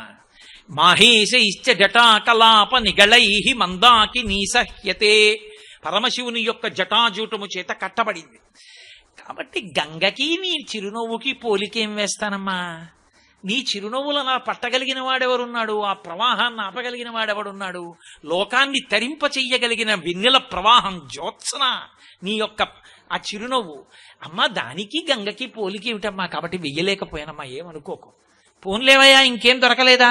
శీతాంశుర్ పరిభూయ చేత తమసా తస్మాదనే తదృశీ. అమ్మా, చంద్రబింబంతో పోలిక వేద్దామనుంది. చల్లగా ఉంటాడు కదూ, హిమకరుడు కదూ, ఎప్పుడు చక్క అమృతాన్ని కురిపిస్తూ ఉంటాడుగా. ఇది చంద్రబింబం లాంటి చిరునవ్వు అందామనుంది. కానీ వచ్చిన సమస్య ఏమిటంటే, వాళ్ళని కూడా పర్వకాలంలో రాహుకేతువులు సర్పరూపంలో వచ్చి గ్రసిస్తూ ఉంటారు. పాముల చేత పట్టబడినది చంద్రబింబం. అసలు అలా ఎవరి చేత ఆక్రమింపబడకుండా లోకాన్నంతటినీ అలరింప చేయగలిగినది, అమృతత్వాన్ని ఇవ్వగలిగినది, మన్మధుణ్ణి గెలిచినటువంటి కామారిని తీసుకొచ్చి బహిర్ముఖుణ్ణి చేసి పక్కన కూర్చోపెట్టి ఆయన చేత తాళి కట్టించుకున్న తల్లివి నువ్వు. కామాన్ని కాల్చిన వాడిని తీసుకొచ్చి నీ పక్కన కూర్చోబెట్టుకున్నావు నీ చిరునవ్వుతో. అమ్మా, నీ చిరునవ్వుకి చంద్రబింబానికి పోలిక చెప్పలేనమ్మా. మరి ఏం చేస్తావు? కామాక్షి స్మిత మంజరీ తవ వచో వైదగ్ధ్యముల్లంఘతే. అమ్మా, నీ చిరునవ్వుకి పోలిక లేదు, నీ చిరునవ్వుకు చిరునవ్వే సాటి. ఓ నమస్కారం చేసి వదిలేస్తున్నాను. అది అమ్మవారి చిరునవ్వు అంటే. ఆవిడ చిరునవ్వు అంత గొప్పది. అటువంటి చిరునవ్వు కలిగిన ముఖమండలాన్ని ధ్యానం చెయ్యనివాడు జీవితంలో ఎంత పాత్రత పోగొట్టుకున్నవాడు. శంకరులు ఒక చోట అంటారు, పరమశివుడు కాముణ్ణి కాల్చేశాడు. కాముణ్ణి కాల్చిన వాణ్ణి నేను భర్తని చేసుకుంటానని ఆవిడ తపస్సు చేసింది. లొంగుతాడా? లొంగాడు. లొంగితే శంకరాచార్యుల వారు ఒక్కొక్క శ్లోకాన్ని ఒక్కొక్క రీతిలో ఇస్తారు. ఆయన ఒక రోజున అమ్మవారి దగ్గరికి వెళ్ళి మాట చెప్పారు. అమ్మా, సుధాగండాభోగ ప్రతిఫలిత తాటంక యుగళం చతుశ్చక్రం మన్యే తవ ముఖమిదం మన్మథరథం యమారుహ్యతృహ్యత్ కవనిరథమర్కేందుచరణం మహావీరో మార ప్రమథపతయే సంగీతవతే అన్నారు. అమృత భాండాల శ్లోకాలు. సుధా అమ్మా, స్ఫురద్గండాభోగ ప్రతిఫలిత తాటంక యుగళం. అమ్మవారి దగ్గరికి వెళ్ళి శంకరులు అబ్బో శ్లోకంలో అంటారు, మయి జనని దృష్టి సకరుణ అంటారు. ఆయన్ని చూసేటప్పటికి అమ్మవారు కారుణ్యంతో రావోయ్ శంకరా కూర్చో అంటుంది. పక్కకి వెళ్ళి కూర్చుని అన్నారు, అమ్మా అమ్మ నాకు అనుమానంగా ఉందమ్మా అన్నారు. ఏం అనుమానం శంకరా నీకు? అంది. ఏం లేదమ్మా, మన్మధుణ్ణి కాల్చేశాడుగా పరమేశ్వరుడు, ఎప్పటి నుంచో కడుపులో కక్ష పెట్టుకున్నాడమ్మా. నన్ను కాల్చేస్తాడా? ఎప్పటికైనా పరమశివుడి మీద యుద్ధం చేసి గెలవకపోతే నా పేరు కాదంటున్నాడమ్మా. నాకు అనుమానంగా ఉందమ్మా, చాటుగా పరమేశ్వరుణ్ణి గెలవడానికి కావలసినటువంటి సంభారములను సిద్ధం చేసుకుంటున్నాడు. సిద్ధం చేసుకుంటున్నాడు ఆ మన్మధుడా. మనుశ్చంద్ర కుబేరస్యాలోపాముద్రాచ మన్మద అగస్తీరక్తి సూర్యశ్చ ఇంద్రస్కంధ శివస్తథ క్రోధభట్టారకో దేవ్యా ద్వాదశామి ఉపాసకా అని అమ్మవారి ఉపాసకులు 12 మందిలో మన్మధుడు ఒకడు. అందుకే మన్మధు బీజాక్షరం, క్లీం బీజాక్షరం ఉంది అమ్మవారికి. కాబట్టి అతను నా భర్త మీద యుద్ధానికి వస్తాడా? పైగా కాలిపోయాడు. హడల్ నా భర్త అంటే ఎలా వస్తాడయా? అమ్మా నువ్వు అనుమాన పడకు, వస్తున్నాడు. ఏమేం తయారు చేసుకున్నాడు యుద్ధానికి అంది అమ్మవారు. ఏం తయారు చేసుకున్నాడంటే ఏమిటమ్మా, పరమశివుడికి రథానికి ఎన్ని చక్రాలు? 2. ఎందుకని? ఈ భూమిని అంతటినీ కలిపి రథంగా పెట్టుకుంటాడు. సూర్యచంద్రుడు ఇద్దరినీ చక్రాలుగా పెట్టుకుంటాడు. అమ్మా మన్మధుడి రథానికి 4 చక్రాలున్న రథం తయారు చేసుకున్నాడు. 2 చక్రాలు ఎక్కువ ఉన్నాయా లేదా ఇప్పుడు? అలాగా 2 చక్రాలు ఎక్కువ ఉన్న రథం తయారు చేసుకున్నాడా? బానే ఉంది, కానీ అది ఏ రథం అయ్యా? ఏ రథం ఎక్కొస్తాడు? ఎలా గెలుస్తాడంటావు అంటే, అమ్మా నేను చెప్పనా, ఒక్కసారే మన్మధుణ్ణి గెలిచాడు పరమశివుడు. ప్రతి క్షణం ఓడిపోతున్నాడు శివుడు మన్మధుడి చేతిలో. కారణం ఏమిటో తెలుసా? నువ్వే. నేనా? నేనేం చేశానయ్యా నా భర్త ఓడిపోవడానికి? నేను చెప్తాను చూడమ్మా ఎలా చేశావో. స్ఫురద్గండాభోగ ప్రతిఫలిత తాటంక యుగళం. అమ్మవారి చెవులకి తాటంకములు పెట్టుకుంటుంది. తాటంక అంటే ఏదో దుద్దులు అవి అని మీరు అనుకోకూడదు. తాటంక అంటే తాటి చెట్టు యొక్క ఆకుని చెవులు కుట్టించగానే పెట్టాలి. పెళ్లి చేసేటప్పుడు పెళ్లి కుమార్తె యొక్క మంగళసూత్రాన్ని పచ్చి తాటాకు మీద పెట్టాలి. పెట్టి పసుపు తాటికి పచ్చి తాటాకు ముడి వేసి అప్పుడు ముడుముళ్ళు వేయించాలి. పచ్చి తాటాకు పసుపు తాడుకి కట్టకుండా వేయించకూడదు. దాని పేరే తాళి. తాళి అంటే తాళ. అష్ట సౌభాగ్య వస్తువుల్లో అదొకటి. తాటి చెట్టు అమ్మవారి స్వరూపం. తాటి సంబంధం కలిస్తే 5వ తనం నిలబడుతుంది. అందుకని చెవికి తాటంక అని పేరు. తాటంక అంటే తాటాకుతో ఆ కన్నంలో మొట్టమొదట తాటాకు పెడతారు. అలాగే పెళ్లి సమయంలో కూడా కర్ణాభరణములను తాటాకు మీద పెట్టి అప్పుడు పెడతారు. ఇప్పటికీ మేము కాకినాడలో శారదా నవరాత్రులు చేస్తే ఒకరోజు తాటంకములు ఇస్తాం సువాసినులందరికీ. చెవులకి తాటంకములు పెట్టుకుని ఆభరణములు పెట్టుకుంటారు అప్పుడు. కాబట్టి ఆ తాటంకం సౌభాగ్య సూచన. ఎందుచేతనంటే ఏ కారణం చేత భర్త ఎదురుగుండా తాటంకాలు తీయకూడదు. చెవులకేమీ లేకుండా భర్త కనపడకూడదు స్త్రీ పెళ్ళయ్యాక. భర్తని కాసేపు మీరు రాకండిటని చెప్పి తలుపు వేసుకుని తాటంకం మార్చుకోవాలి. అంత శక్తివంతం 5వ తనానికి తాటంకం. అందుకే శంకరాచార్యులు వారు దాని మీద శ్లోకం చేశారు. సుధామభ్యాస్వాద్య ప్రతిభయ జరా మృత్యుహరిణీం విపద్యంతే విశ్వే విధిశతమఖముఖాత్యాది విషద. సరే ఇప్పుడు మళ్ళీ అందులోకి వెళ్ళిపోతే ఇందులో ఎప్పుడు అవుతుంది. కాబట్టి అమ్మా స్ఫురద్గండాభోగ ప్రతిఫలిత తాటంక యుగళం. నువ్వు చెవులకు ఈ ఆభరణాలు పెట్టుకున్నావు కదా, తాటంకములు అంటే తాటాకు గుర్తుగా ఉన్న చెవులు. ఆ చెవులకు పెట్టుకున్న ఆభరణములు నీ బుగ్గలు మణుల యొక్క ఉపరితలములు ఎలా ఉంటాయో అలా ఉంటాయి. ఈ చెవులకు పెట్టుకున్న ఆభరణములు ఈ బుగ్గలలో ప్రతిఫలిస్తున్నాయి, ప్రతిబింబాలు పడుతున్నాయి. ఈ 2 చక్రాలు, వీటి ప్రతిబింబాలు బుగ్గల్లో పడితే 2 చక్రాలు. ఈ 4 చక్రాలు 4 ఈ చెవుల ఆభరణములు వాటి ప్రతిబింబములన్న 4 చక్రములన్న నీ ముఖాన్ని రథంగా చేసుకుని మన్మధుడు నీ ముఖంలో కూర్చున్నాడు. పరమశివుణ్ణి రమ్మనండి యుద్ధానికి కబురు చేశాడు. ఆయన ఏమనుకున్నాడు పాపం, పూర్వంలా గెలిచేయచ్చని ఓ అవనిరథమర్కేందు చరణం. అర్క అంటే సూర్యుడు. అందుకే జిల్లేడాకి అర్క సంబంధం. రథసప్తమి వస్తే జిల్లేడాకు పెట్టుకుంటారు. అర్క సూర్యుడి పేరే ఉంది దానికి. జిల్లేడు చెట్టుకి. జిల్లేడు చెట్టు అంత పవిత్రమే, కానీ ఇంట్లో పుట్టిందనుకోండి ఐశ్వర్యం నశించిపోతుంది. అందుకే ఆ గోడ లోపల, ఇంటి లోపల జిల్లేడు చెట్టు పెరగకూడదు. అందుకే లోకంలో భయంకరమైన శాపాలు ఇవ్వాలంటే 2. 1 జిల్లేడు చెట్టు నీ ఇంట పుట్టుగాక, 2 నీకు శివభక్తి లేకుండుగాక. ఈ 2 శాపవాక్కులు ఇస్తారు. నేను జిల్లేడు చెట్టు ఇంట్లో ఉండకూడదు. కానీ అర్క అది సూర్య సంబంధం. అందుకని జిల్లేడు పూల చేత జిల్లేడాకు తల మీద పెట్టుకుని రథసప్తమికి స్నానం చేయడం అవి ఉన్నాయి. సరే ఇప్పుడు దాని తత్వం పక్కన పెట్టండి. అందుచేత అవనిరథమర్కేందు చరణం. పరమశివుడు యుద్ధానికి వస్తే భూమండలాన్ని రథంగా చేసుకుని సూర్యచంద్రుల్ని చక్రాలుగా పెట్టుకుని వచ్చాడు. వచ్చి ఎక్కడ్రా ఏడి మన్మధుడు యుద్ధానికి పిలిచాడు, నన్ను ఎక్కడున్నాడని అడిగాడు. అదిగో మీ ఆవిడ ముఖంలో కూర్చున్నాడు, ఆ ముఖాన్ని రథం చేసుకున్నాడు చూడమన్నారు. అనేటప్పటికీ ఇలా అమ్మవారి ముఖం వంక చూశాడు. అమ్మవారు చిరునవ్వు నవ్వింది. నవ్వేటప్పటికీ అంతే, యుద్ధానికి వచ్చానని మర్చిపోయి రథం దిగొచ్చి పక్కన కూర్చున్నాడు. అమ్మా ఓడిపోయాడా లేదా? యుద్ధానికి వచ్చిన వాడు బాణం వేయకుండా వచ్చి పక్కన కూర్చుంటున్నాడు. అందుకేనమ్మా చెప్తున్నాడు, మన్యే ఊహిస్తున్నానమ్మా అన్నారు శంకరాచార్యుల వారు. నీ ముఖాన్నే రథం చేసుకుని గెలిచేస్తున్నాడమ్మా ప్రతిరోజు. అమ్మో అక్కడతో ఊరుకున్నారు అనుకుంటున్నారా? అంతఃపుర రహస్యాలు బయటపెట్టారు శంకరాచార్యుల వారు. వృషా కృత్వా గోత్రస్కలన మధవై లక్ష్య సమితం చిరాదంతశల్యద్దహన కృతమున్మూలితమత అని ఒక శ్లోకంలో అంటారు. గోత్రస్ఖలనం చేశాడు పరమశివుడు. ఆయన ఏం పాపం అటువంటి వాడు కాడు. దాని యోగ రహస్యం వేరు సుమండి. మీరు కేవలం బయట కథ వినకూడదు, దాంట్లో చాలా పెద్ద యోగ రహస్యం ఉంది. ఒక రోజున అంతఃపురానికి వెళ్ళాడు, ఏకాంత మందిరానికి. పార్వతీదేవి కూర్చునింది హంసతీలికా తల్పం మీద. వెళ్ళి పక్కన కూర్చుంటూ గంగా అన్నాడు. భార్య దగ్గరికి వెళ్ళి ప్రియురాలి పేరు చెప్తే గోత్రస్ఖలనం అయిందంటారు. గంగా గంగ ఎప్పుడూ శివునికి భార్య కాదు. గంగ భరింపబడిందంతే. పాణిగ్రహణం చేసింది, తాళి కట్టింది పార్వతీదేవికే. పార్వతీ పరమేశ్వరుడు ఆది దంపతులు. వాళ్ళ మధ్యలో వాళ్ళిద్దరే. వాళ్ళ పక్కన స్థానం ఎవరికి ఎప్పుడు భార్యా స్థానం ఉండదు. అదొక్క పార్వతీదేవికే దక్కింది. కాబట్టి ఆ పరమశివుడు పక్కకెళ్ళి పార్వతీదేవి పక్కన కూర్చుంటూ గంగా అన్నాడు. ఏదో పాపం పరిహాసానికి అనుకోండి, నిజంగా ప్రియురాలని కాదు పరిహాసానికి అన్నాడు. వెంటనే ఆవిడ కోపం వచ్చింది.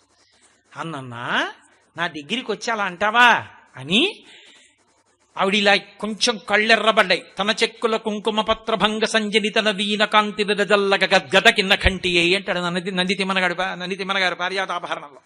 అలా కన్నులు ఎర్రబడ్డాయి, బుగ్గలు ఎర్రబడ్డాయి, కొత్త కాంతులు వచ్చాయి ముఖంలోంచి. వచ్చి ఆవిడ ఓరగా కోపంగా చూసింది.